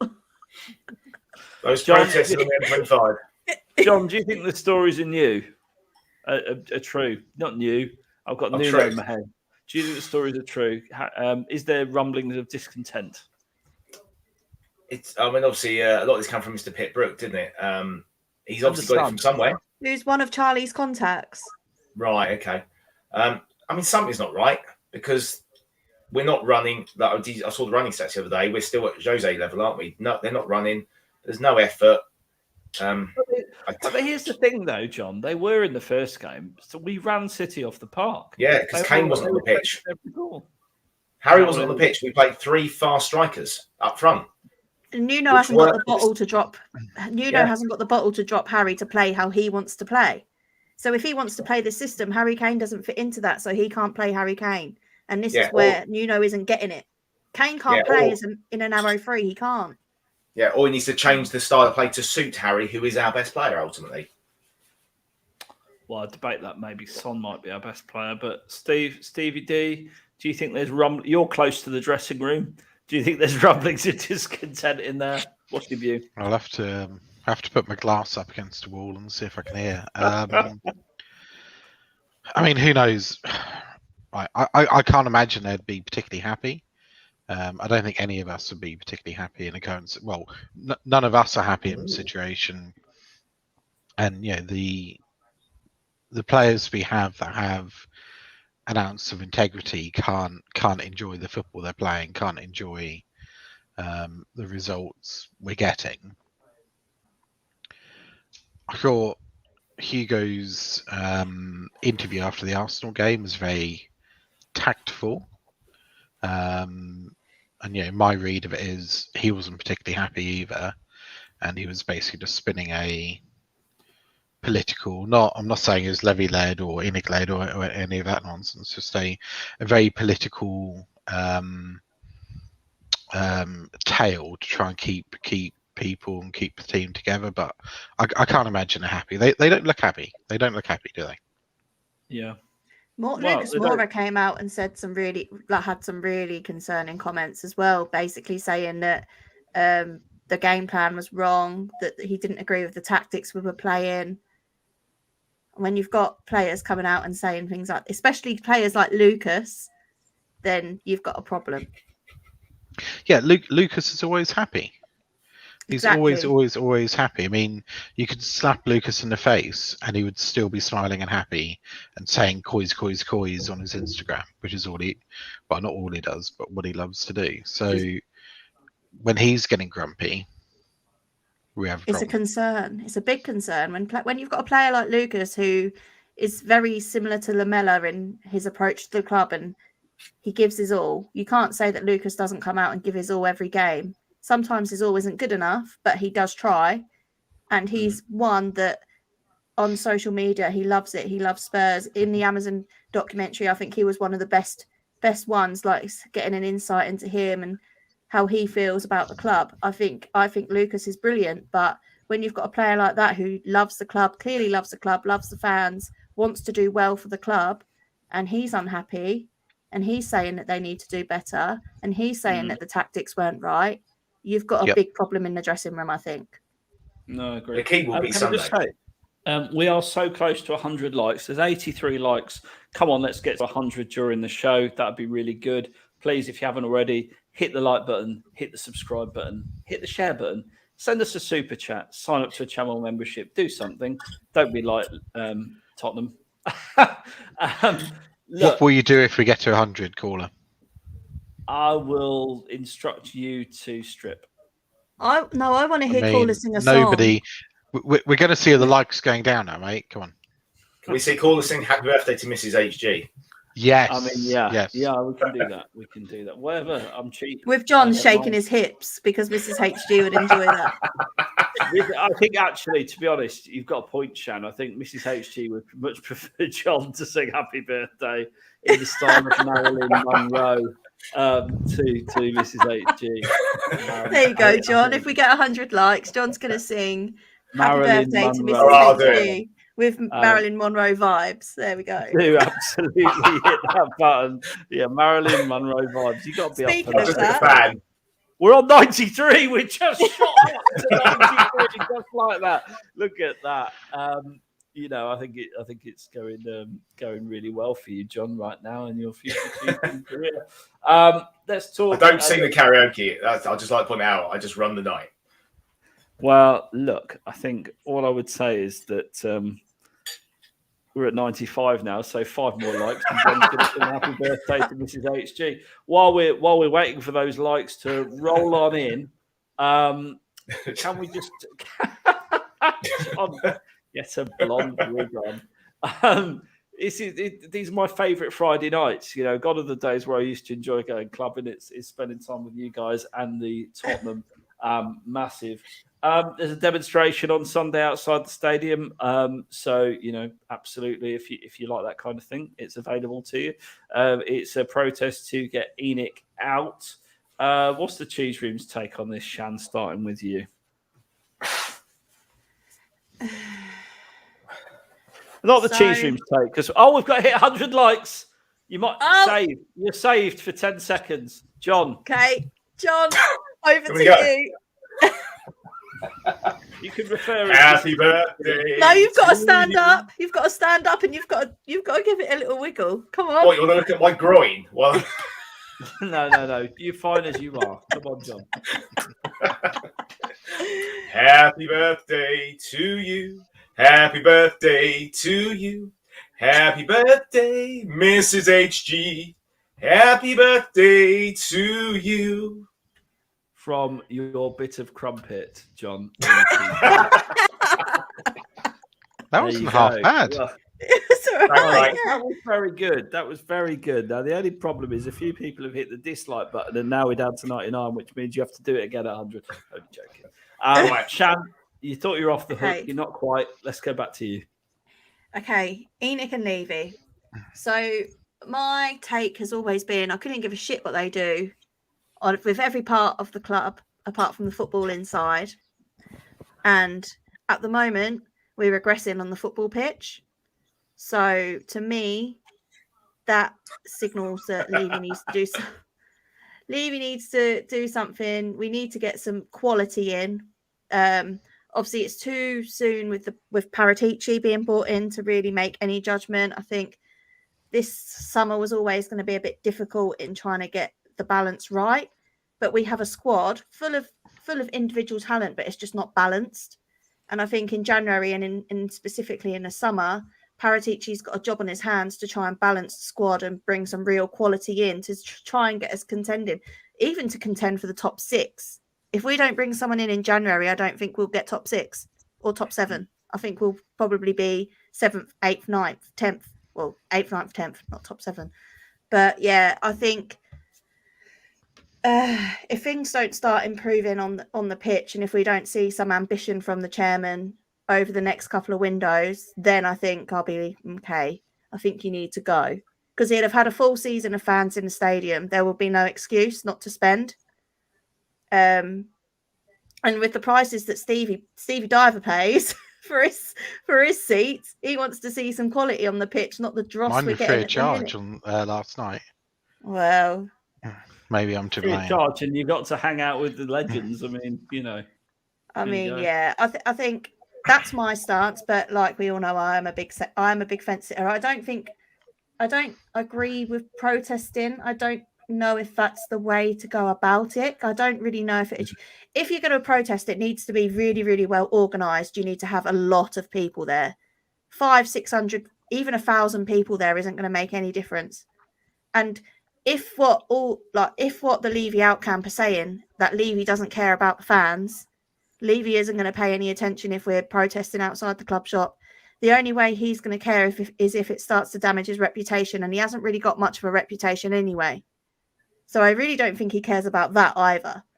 So without sabotaging commercial deals I know there's the NFL protests. I don't really see what they're going to do either, unless they're on a big scale. Unless they scupper something really, really big and Levy falls flat on his face, I don't think they're going to really achieve anything. Obviously signed up to be a member of the Supporters Trust today. I think the only way we're going to get our voices heard as fans is through the trust and putting our ideas through to them. I know some people have lost trust in the trust. Obviously, Bob had a bit of a rant about that on my show on Wednesday. But all we can do is try. All we can do is try and get our thoughts across and what we're seeing. I know a lot of people get upset about like Levy using the stadium for other things and like buying the golf club. I think what he's done for that for the women's football and trying to grow the women's football side of Spurs is a very, very good thing. I think that's a very positive thing. But we need to keep being able to do that. We need to be Tottenham Hotspur Football Club as a whole needs to be doing well. The men's side needs to be performing better again. There's no point in growing the football club and getting consistent top 4 and then not building on it and continuing to build on it. If you let it regress, you're no better than sugar. He needs to do something to not let us dip to where we were in the 90s and early 2000s, because us as fans don't deserve to pay the highest ticket prices and season ticket prices in the league or in Europe to watch that. And if we're going to dip back to that, then he needs to be dropping his ticket prices pretty quick, because he'll end up with a very nice stadium with no one in it. So he needs to do something. Beautifully sat on the fence there, Shan. Well done. I thought just be really clear for anyone in the comments. The Chiefs was pretty open to everyone's view on this. I personally believe everyone's got a different view on this subject. Particularly is contentious, and you tend to find it's a little bit like Brexit. Like people are really either like one way or the other. There's not much middle ground. No, I'm not. I'm very on the fence. Shab's proved otherwise. I just think you've got to have an open mind to it. It's a really. I think the only reason I'd want Levy and Enoch out is if we started regressing on the football pitch. I think we've had a dip the last couple of seasons, which you can sort of understand, but do something about it. If they don't do anything about it, then they need to go. I 100% agree with that. But I'm happy to see what we do after a full season with fans. See if we do anything in January. We've got we haven't just got Hitchin who doesn't like January now. We've got Paratici as well. I bet Paratici fucking loves January. I bet he really enjoys it. But we need to see some ambition from Levy, from Paratici. We need to be, do you know, at least Shan, trying. That word ambition pisses me off, because ambition to a lot of people, and you know it does. A lot of people regard ambition as signing someone like for 100 million quid, but that's not ambition. No, just get players in. Just get players in that balance the squad. I agree. I totally agree, and I don't have an issue that we have spent serious money the last 3 windows, which everyone overlooks. They've just spent it incredibly badly, and I'll come to my opinion last, and you can make a judgment on what I'm saying if you're watching, whether you think I'm right or wrong. John, you next, mate. What's your view on the protest on Sunday? Right. Is this protest going to make a difference by itself? No. Simple fact, because it won't be big enough. The only way to make something like this really work is to do what Liverpool did when they protested about the ticket prices, and they all turned around after 77 minutes or something, or they walked out. I can't remember what it was. Basically, there needs to be an empty stadium. That's the only way you're going to make any kind of change, I think. Devalue the club, because that's what Levy and Joe Lewis are protecting, the valuation of the club. So obviously if the club progresses more on the pitch, the value will go down. So the answer is to stop going to the games, stop buying in the shop, stop buying the food. However, there's always going to be people to replace you, especially when we're less covered by COVID and people can fly in from, particularly to watch Sonny, because he has a huge following, doesn't he, at the stadium. I think that's the long short of it. And these small protests here and there's too many people who are going to be apathetic, too many guys that just want to go and watch Spurs play. I just want to watch Spurs play. I want to watch Spurs win. So are we all prepared to say we're not going to go and watch that club for 2 or 3 years? Maybe. I think it's the only way you're going to get them to say we need to either spend more money or spend money more wisely, which hopefully is it Paratici or Paratici? Because I keep hearing different. It's technically Paratici. Paratici. Okay. Like pasta. With spaghetti.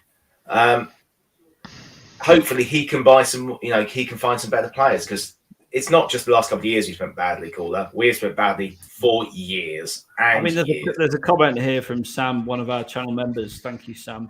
Our last good top-level buy was Wanyama. And he had injury issues that meant he only really had a season at the top. But he wasn't expensive, though, was he?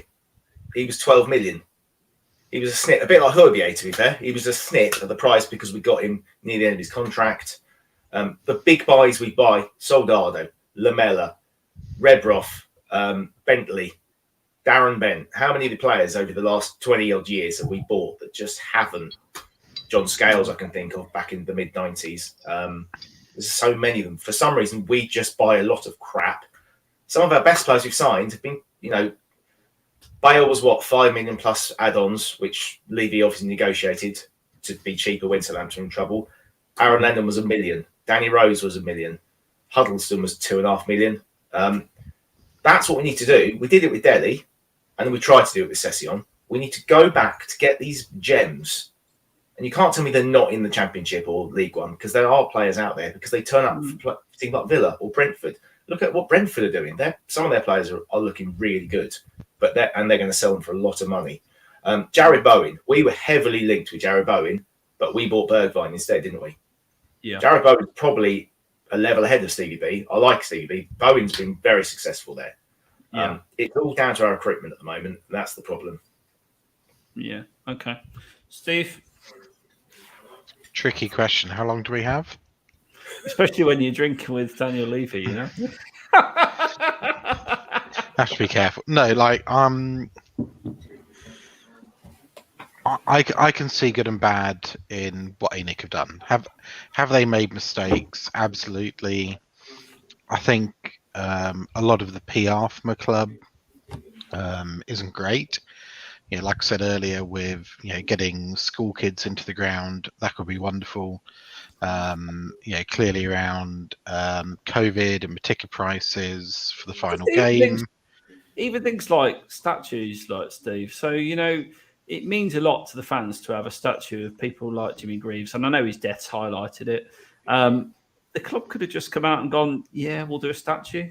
Could have done it outside the club shop or in the south stand, in that area there. It wouldn't. What you mean in the massive podium? It's the size of Trafalgar Square, which has a shitload of statues in itself. I mean, yeah, it's. Do you know what I mean? I don't understand a club at times, but and have been involved in the finance side of football clubs previously. It is not easy, and I do think some of our fan base, misunderstand how difficult it is to run a club. They misunderstand how competitive it is to sign players, and we all get caught up in it. We're going to buy a player we need, and we've offered 50 million, and then the press say, 60 million. He'll go for 60. And everybody says, Levy's a wanker, we should pay another 10 million quid. 10 million pound is a lot of money. It's 10 million pound. That is a huge amount of money. And without owner investment, which I'll come to in a second, we don't necessarily have that cash hanging around at the moment. So I can see the club's in a difficult position. I can see the club has, and there's two arguments here. We've spent a lot of money on the stadium. I mean, when they say the club don't spend money, that's just wrong. We have spent a huge amount of money on the stadium, about 400 million net of debt. If you add that on to our net transfer fee, we're one of the biggest spenders in the league over the last decade. Now, we could argue, and there's no right answer to this, I certainly don't have it, whether that money should have been spent on the stadium or whether it should have been spent on players, and we probably would have won the league. If we'd spent 400 million on players over the last 5-6 years, we probably would have won the league. But we didn't, and my personal view is it was a better long-term decision to invest in the stadium, because commercially and financially we were so far behind the other top clubs. Revenue, we were between 100 and 150 million, I think, or 100 million-ish behind Arsenal. We were, I can't remember figures off the top of my head, a couple 100 million behind Man United. So effectively, the clubs who are bigger than us could buy a top player every single year over and above us. So that's a huge gulf. So we had to do something, and that something was build a new stadium. Now, the protests, will they do anything? It's just going to be some meek noise outside the stadium. Nobody's going to take any notice. Nobody is going to take any notice. The other argument I see a lot is, owner investment. Not many owners invest in a club in a significant way. Very few do. City have, PSG have, obviously Chelsea have. When you look at owner investment across the rest of the league, it's relatively low. And yes, you can say, ENIC have invested nothing, which is true. But also, I think Villa's owners have invested something like 40 million over the last 5 years or something. Can anybody realistically say that another 40 million would suddenly turn us into, a league-winning team? Of course it wouldn't. It's one player in a current market. I feel like I'm rambling a bit now, so I'll wrap it up. It's a hugely difficult operation to run a club, and it's hugely emotional, and there's no right or wrong answer to ENIC in or ENIC out, and of course we welcome all the debate. I can see arguments on both sides. Personally, I think over the last 20 years we are in a better position, having had ENIC as owners of our club, than we would have been otherwise. And I know a lot of people saying ENIC should sell, but sell to who? And my one plea to the rest of us lot is just be careful what you wish for, because we are ripe for an American owner to come in, an investment firm, American owner to come in and just dividend strip us. So just take the cash out, see this as a cash cow.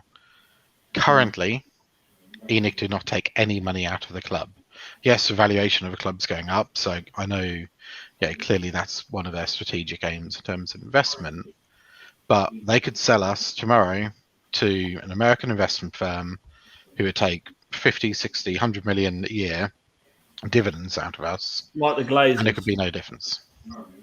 Like the Glazers are doing at United, in essence. Because, I mean, where I am at is a bit difficult, really.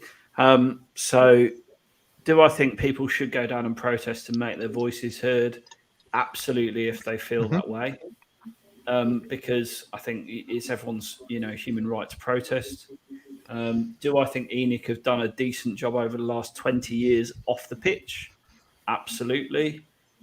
Do I think they've given Tottenham the capacity in the long term, and I'm not talking the next year or two, to compete at the top level of football?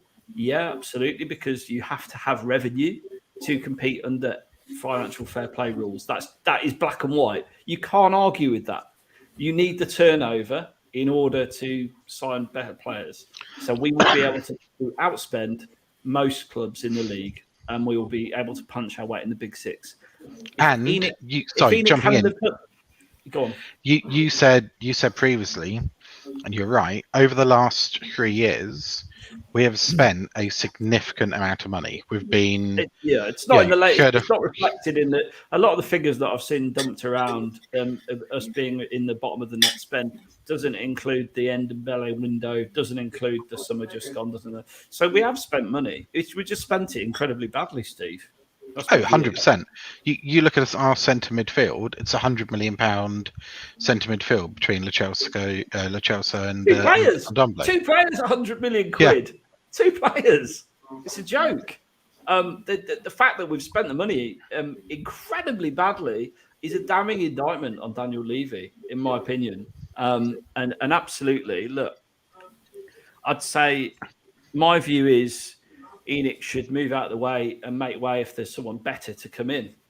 But I don't think that's an issue. I think they would. I just don't think you're going to find a buyer for the club.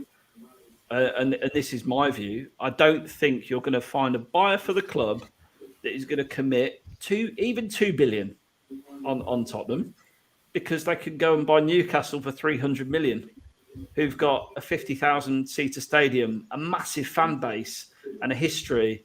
And why would you spend 2 billion on a club when you can pick up Newcastle for 300 million quid? And there are other Newcastles out there as well. Look at Sunderland; that's a potential sleeping giant. So you could buy these clubs for 200-300 million quid and transform them. And what everyone's forgetting is Manchester City were picked up for about 250 million quid. Chelsea were picked up for under 200 million quid. They're now worth billions. So actually, as much as ENIC are guilty of buying and ultimately will be at some point selling Spurs for a huge profit, you've only got the same with those owners. They're just spending a lot of money along the way to achieve success and funneling money in. And look, do I want to win things? Absolutely. Do I want Spurs to spend big money? Absolutely.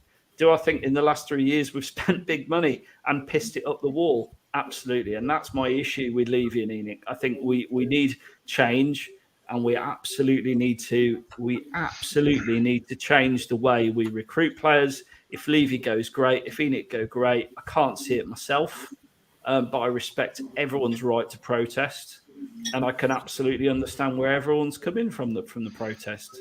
But if you're going to spend 3 billion quid on the football club, no one's going to do that. No one's going to do that apart from people who are going to asset strip the club. I have an answer for this.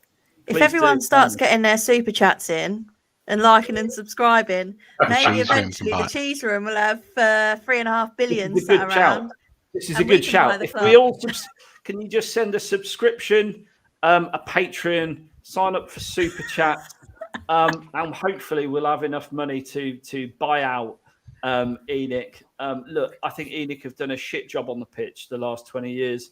Absolutely. Off the pitch, I think they've done a great job in raising the brand. I think Levy needs to piss off and leave and get someone in who can run a football club on the football side of things. And look, I know they've tried to do that with Paratici, but Paratici needs to be given a bit of money and given control, but we need to give him a little bit of time. And that's Daniel my Levy view needs to take a step back. We still know that he's getting involved. So he needs to, if he's brought Paratici in to be managing director of the footballing side, he needs to let Paratici do that and just not get involved. Because we still know Paratici can do as much as he wants, and he can recruit, he can scout players that he wants. But if Daniel Levy's not going to want to spend the money or isn't going to trust Paratici that it's the right thing, then Daniel Levy will just say, no, you're not doing it. So if Paratici's going to work, then Levy needs to take a step back and just chill. Yeah. But and I'm going to get evening all. Hi Aaron, we appreciate you. Big shout out. How you doing? Sorry, Steve, over to you, mate. So I guess one thing, and I'm going to get absolutely slated for this. Well, the public feeling's probably not on Daniel Levy's side. It's fair to say. Public feeling won't be on my side after say this. However, imagine a scene. Yeah. So when Enoch bought us in 2001, yeah, we were I know we're proper shit now again, but we were proper shit.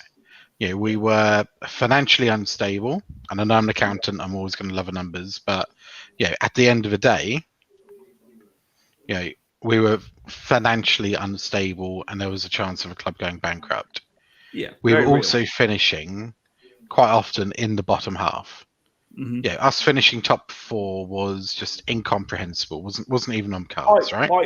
Pipe dream.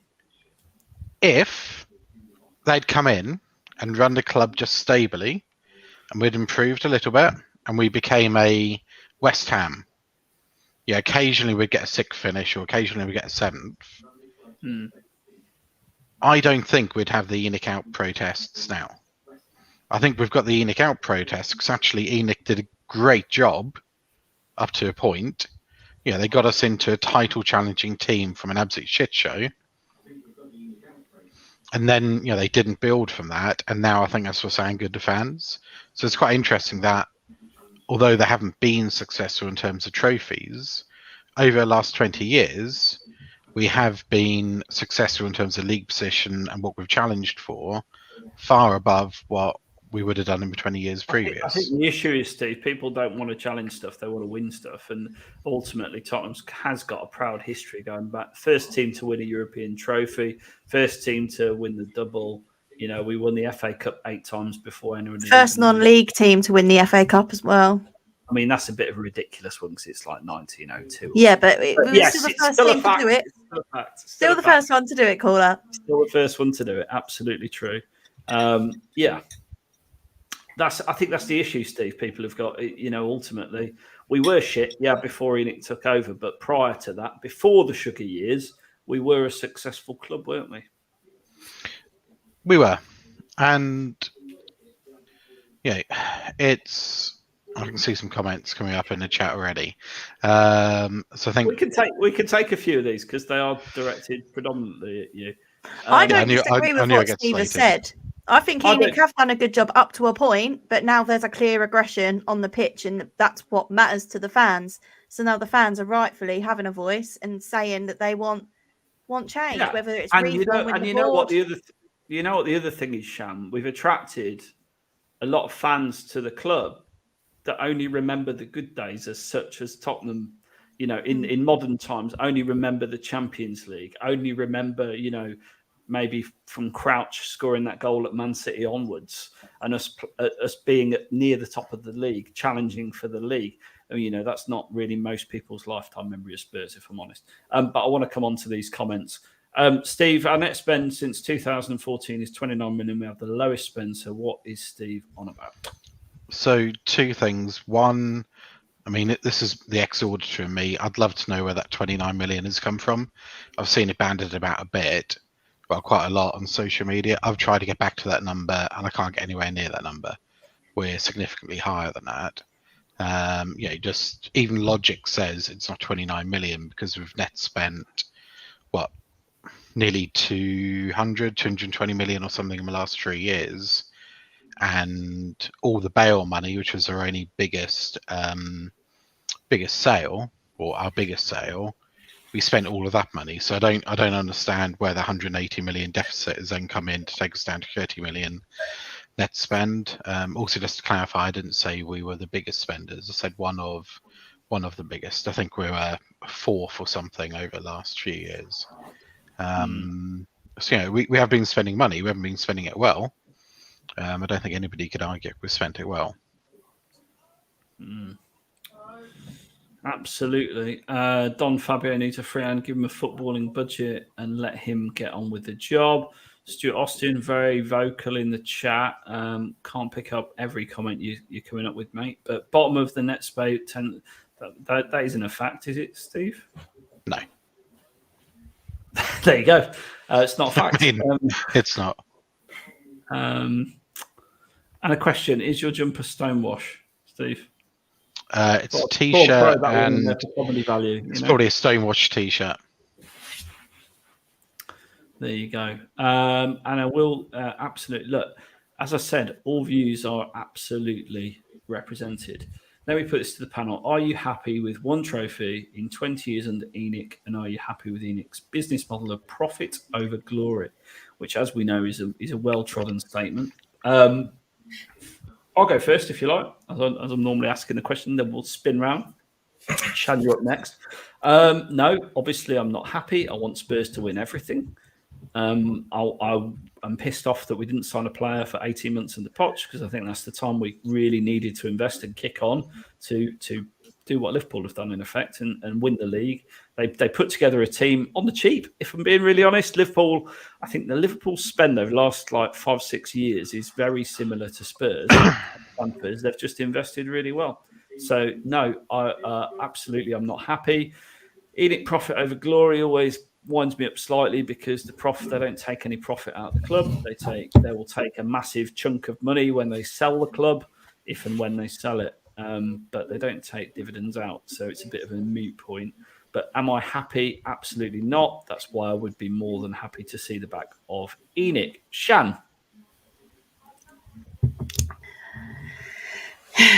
Yeah, I agree. I agree with Caller.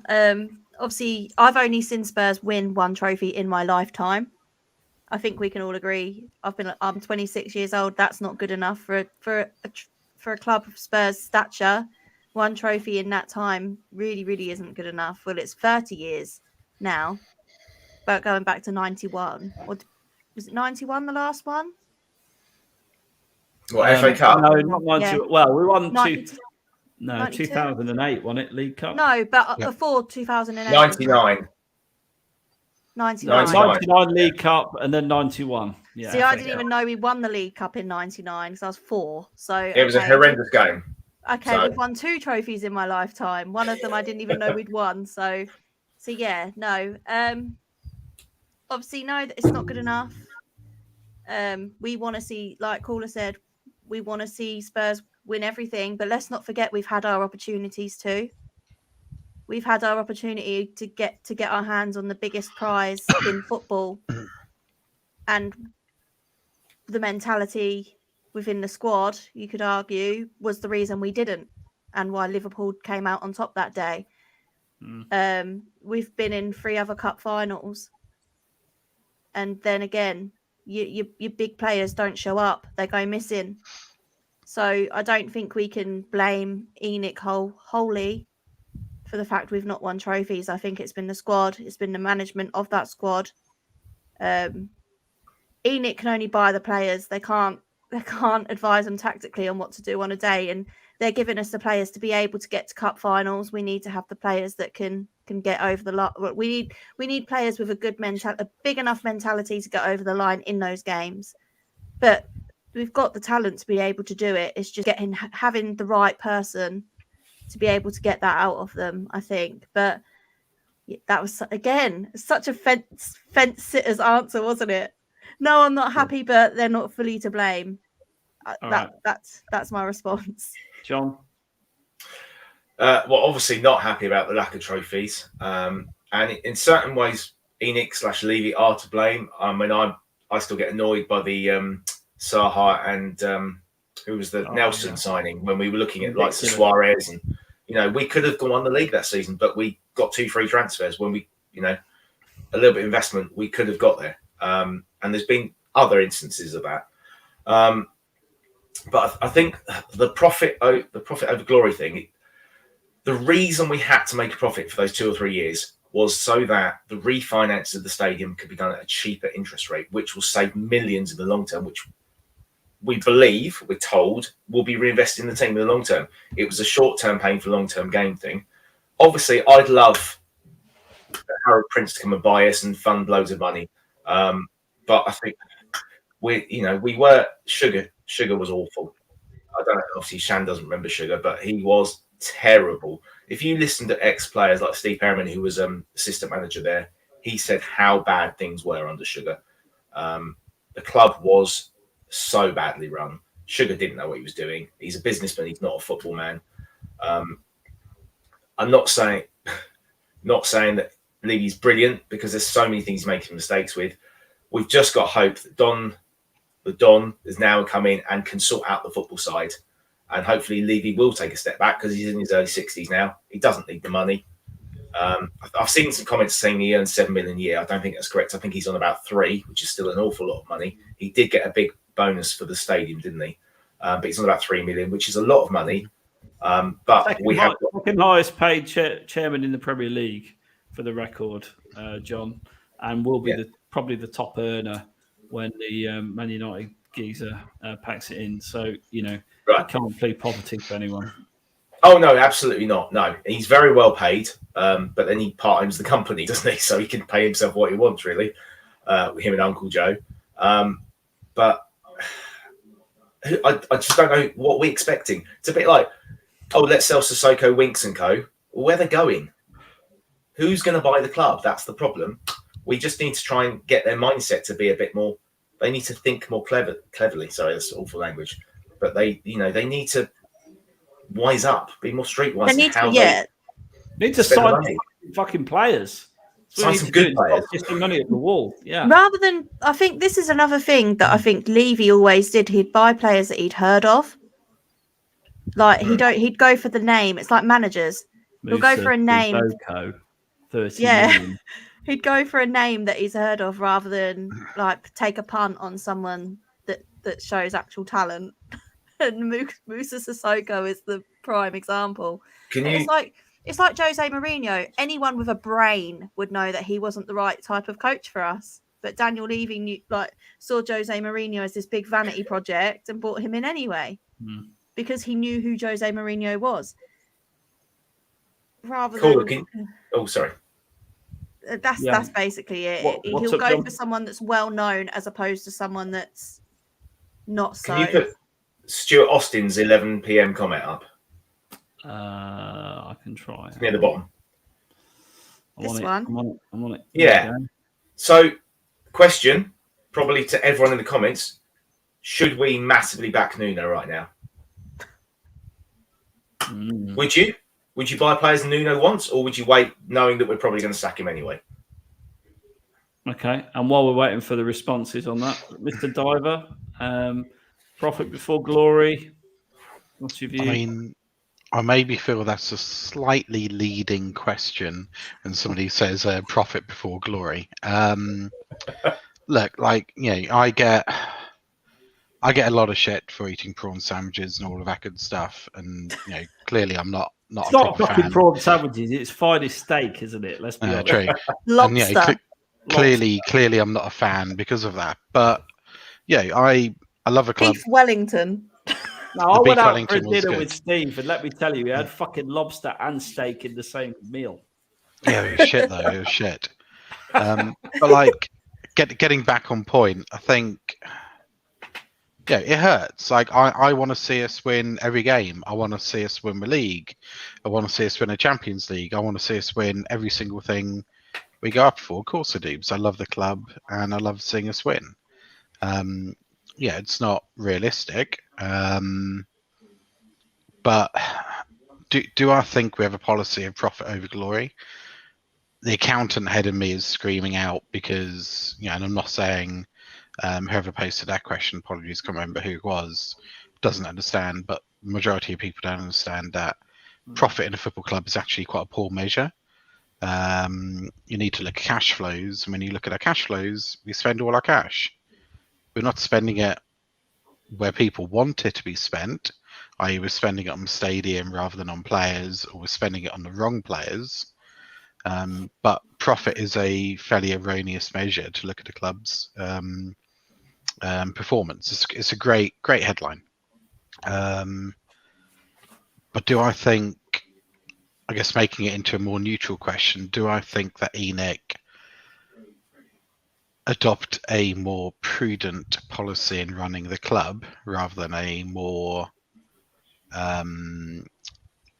aggressive policy to win trophies? Yes, I do. Do I wish at times they were more aggressive to try and win a trophy? Yes, I also do think that. Do I think the rebuttal of we're going to do a Leeds is relevant? No, I don't. And I also just show people not 100% pro ENIC. Yeah, I do think people should stop using that as well, because we're not going to do a Leeds.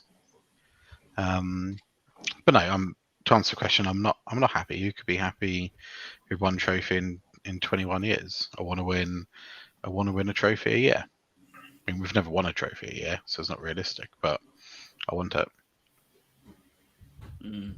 So many different comments. The recruitment has been terrible recently. Stuart Austin doesn't want you to back Nuno.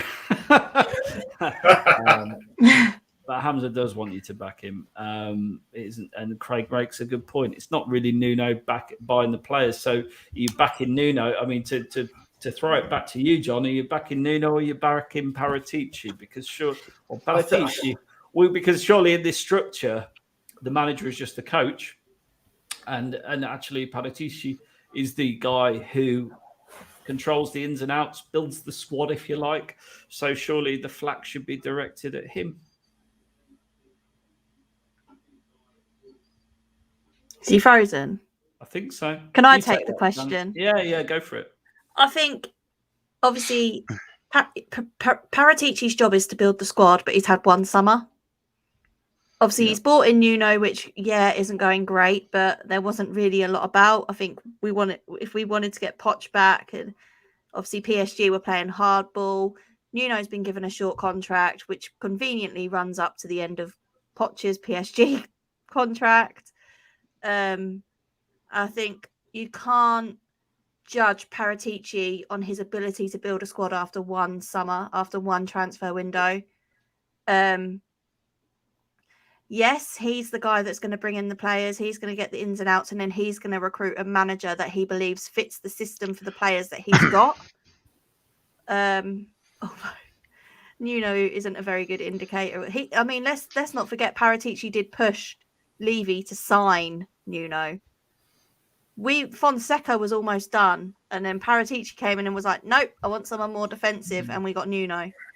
Because Paratici persuaded Levy that Nuno was a better candidate for the job. So, that's a bit of a, Paratici, what are you doing there? But with regards to the squad, you can't judge him after one summer. And the business he has done looks to be decent. It's just that Nuno won't play any of them. So he's done all this business for Nuno. But I can't really say that Nuno's been properly backed because we haven't really signed many that go straight into the first 11. I suppose the frustration, Shan, the frustration just for me, and I feel really frustrated about this, is that Romero's barely played in the Premier League. This is the thing. You've got Romero barely played in the Premier League, and Royal's been forced into action. But you buy a player like Romero to dominate the back line and make an area that you're shaky on because you've been pretty shit at centre-back for the last two seasons, because we didn't get the best of Alderweireld last season. People moaning we sold our best defender. He was pretty crap last year. Let's be really honest. He lost a couple of yards of pace, and his priorities were elsewhere. He wanted to spend more time with his family. Absolutely. So you can understand why he was off the pace. So you sign Romero, the best defender in a league that celebrates defending, yeah, I think you don't play him. So how is he ever going to get? You know, I want to bring this up. Romero was for the first 11. Romero was 100% bought for the first 11, but Nuno isn't playing any of our new signings. Bryan Gil, I think, has shown that he's more than good enough to play in our starting 11 for the Premier League, and he's not playing in the Premier League. Substitutions are being made far too late in the game. I think he could have brought Bryan Gil on much sooner against Arsenal. Bryan Gil was ultimately the difference. If he'd been on the pitch a little bit longer, we maybe have got two and maybe then found our way back in the game. Who knows? But Harry Kane should have had a couple. So he should have had a penalty. He should have had a penalty, and he lost. He missed a couple of sitters, so we could have been back in that game. But we need to be piling on more. I think Skip and Bryan Gil should have started that game for a start. They should have started that game. If they'd have started that game, we probably would have won it. That was the difference. It's so frustrating. But yeah, obviously, when it comes to Paratici versus Nuno, we're seeing that Nuno is trying to do the same things over and over again, and it's failing. Whereas Paratici isn't there to coach the squad, he's there to build it, and he's had one summer, and that isn't enough time to judge whether he's going to be good enough or not. He's come from Juventus, for goodness sake. They won, 9 out of 10 Scudettos while he was there? But there's some good signs. He got rid of some players who he wanted to get rid of. Yeah. Maybe not for quite as much as we wanted, but if they're not good enough for us, we can't really expect anybody else, to pay over the odds for them. And Gil looks good. Romero is, sorry to disagree with you, Stuart, but he is bought. Well, he was bought for the first team, but as we've just said, he's not being played. And Craig has made some really good points tonight. Apparently, he's still carrying a knee injury, so fine. Galini looks like a good quality second keeper, and fuck my life, and Sarr, I did see that in the chat going up, and Sarr, from what I've seen on YouTube and a couple of bits, which could be wrong, he looks like a very good quality long-term signing, but we clearly need more, of course.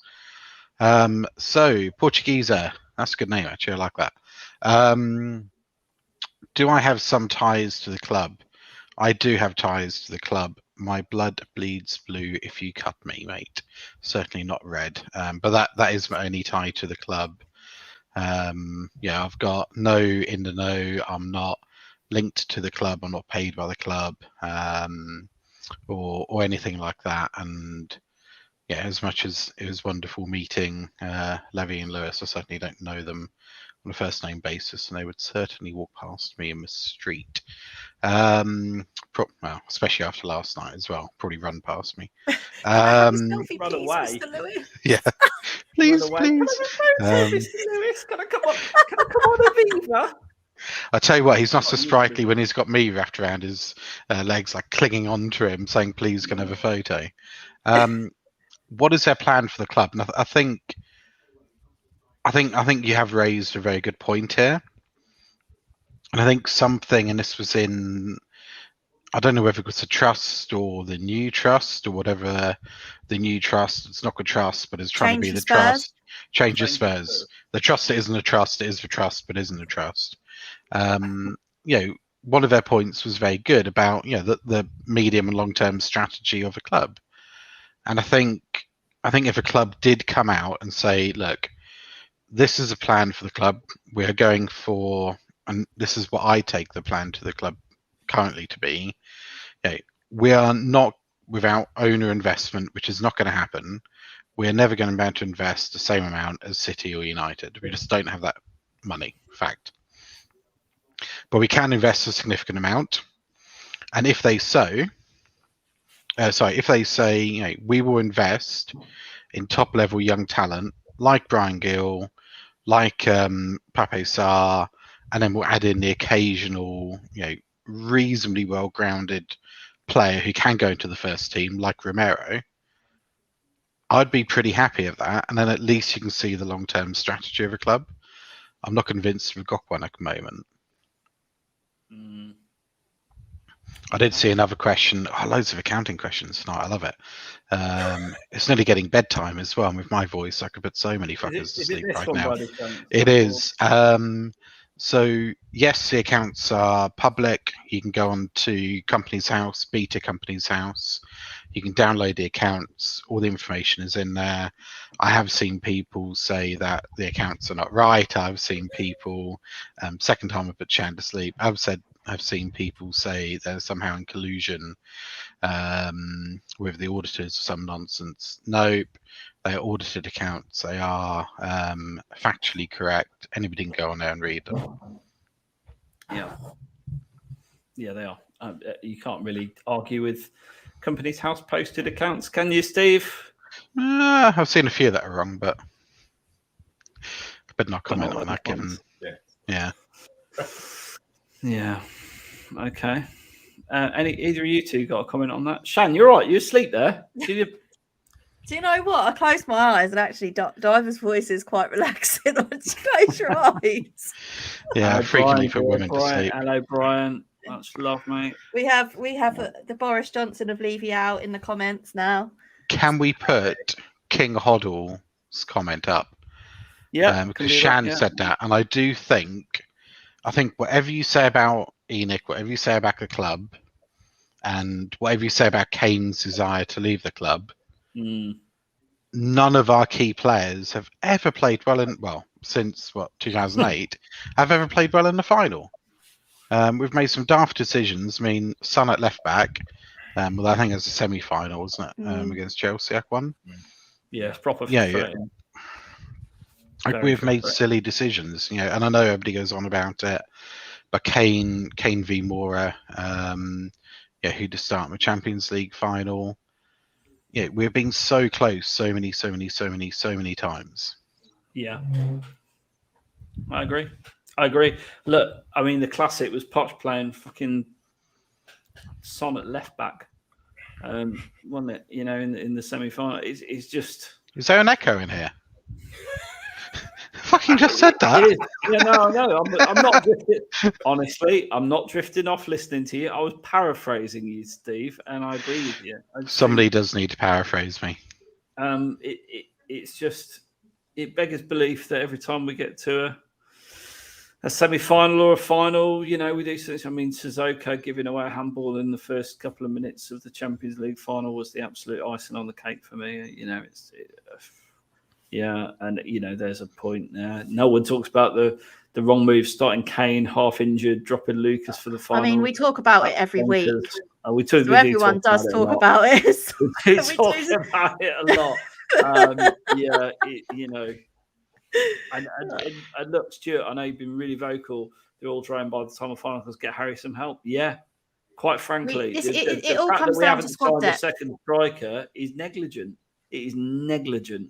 Whatever Paratici's positive signs are in the signings of people like Ill and all the rest of it, it's bonkers. It's bonkers that we haven't signed a striker. We're relying on Dane frickin' Scarlett.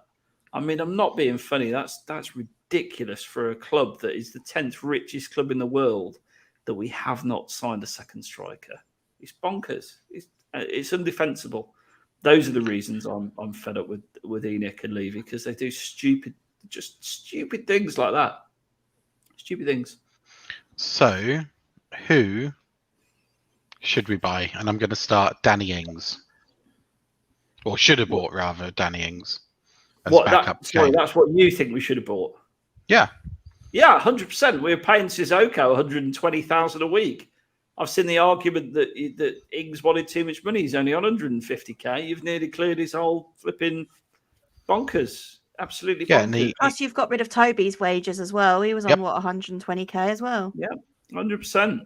It is incredible. I mean, I see Craig saying Vlahovic is coming this summer. Well, I hope so, but he's signing a new contract, or he's signing a new contract. That seems to be what happened this summer. Any player that was linked with Spurs then just happened to sign contract. a new contract. Sign a new contract. I think you Oh can shit! Don't guarantee- send me there. I'll sign a new contract, please. Just I think you can guarantee with Balotelli.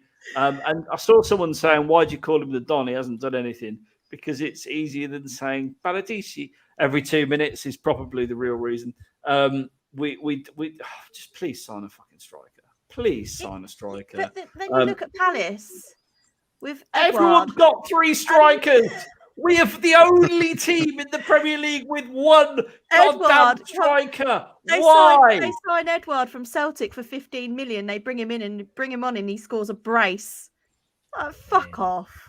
This is Palace we're talking about. If Palace can do it, we should be able to do it. Like it is completely indefensible. Shan, he won't score again now until we play them at the Lane. Until we play him again. Well, I hope he does because I put him in my fantasy team. I hope he does. 100%.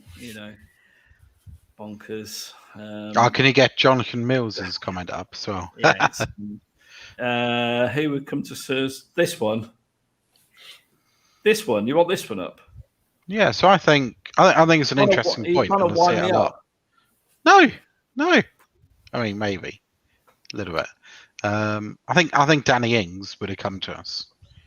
If you say to a striker of Danny Ings, quality, which is good quality but clearly not world class, you can play with one of the best strikers in the world in what is generally a pretty good team with a half decent setup, and you'll play a lot of games because we're going to be in all the cups. I think he would come. Right. So why the didn't only thing with that was Southampton didn't really buy him. want to deal with us again because of how we went about the Højbjerg deal. I think that's bollocks, Shan. I'm not being funny. Money's money. Yeah, if you chuck enough money at them, then they probably will. But I think a lot of clubs just don't like dealing with Daniel. We money at was Tongi and Dembele, and look how that turned out. Yeah. Yeah. But Edouard for 15 million from Celtic, we could have done that, and we didn't. So we've got to sign a striker in January. We probably won't. Brian, I will march with you. How's that? That would be a sight I'd love to see. Caller and Brian hand in hand, skipping along the high road. I love Brian. I think he's a good guy. Yeah. And look, I think whatever side you're on, in or in out, I think there's a massive amount of grey in the middle, and I think there's lots of people who are probably a little bit undecided, and maybe that's why the protests haven't been back yet. But I think it will gather momentum. The longer we're going to be shit, the more this is going to gather momentum. And look, I respect people's right to go and protest, and if you feel strongly about it, go down there. Go down and protest on Sunday. Do make your voice heard. The board need to change. They've got to change Tottenham or sell the club, maybe. If you can find someone willing to pay $3 billion, which I doubt. But here is Brian. The call at Southampton would have charged us more things. Yeah, maybe. I'm not sure if they really do, to be honest. I'm not really sure. Most clubs hate Spurs and Levy. They're not on their own in that club. I'm not convinced that Southampton do hate us that much, if I'm being really honest. They quite like taking money off us. But yeah, there you go. That's my opinion. So yeah, if you feel that inclined, get down to protest, do it. Support. There's some really good people. It's 2 o'clock. 2 o'clock outside the club shop, I think. Brian, if you drop a message on there, we'll stick it up on the screen now so everyone can read it. I absolutely think, if you want to make your voice heard, do so. I just want to see more investment in the team. I really want to see us sign a striker in January. It's this, isn't it? I think, Caller, this is where we're sitting as well, isn't it? We want to see something. No, that's not where I sit, Shan. Well, not even major investment, but just it's not the major investment. Just buy the right players. This is it. It's getting balance to the squad. It's not even spending hundreds and hundreds of millions. It's buying the right players. 11 a.m. Brian, opposite the club shop. They're a good bunch of guys who are protesting. They've got the club's best interest at heart.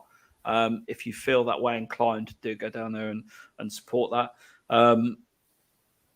Going back to this, it's not where I'm at, Shan. Where I'm at is I'm pissed off with we've spent 100 million on 2 midfielders. Yeah, it's not an investment thing. It's 90 minutes. They never fit. It's how we spend the money. Yeah, it's not an investment thing at all. It's not spending money. It's spending money on the right players in the right positions at the right times. Yeah. That's 100% what we need to do.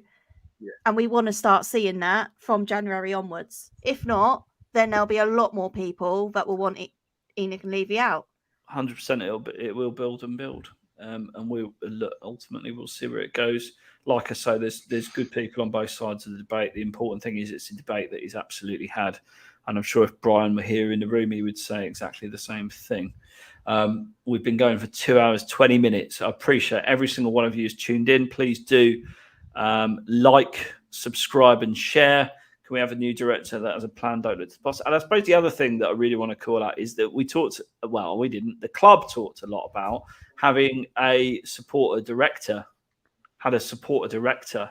on the board, or a member of the board that was, a supporter. And we're still not seeing anything on that plan. And we absolutely needs to happen, because that's what the club have pledged. And I think that, so next time you're having a brewski with Levy, Steve, if you could mention that. And the fact that I'm up for nomination, I'd really appreciate that.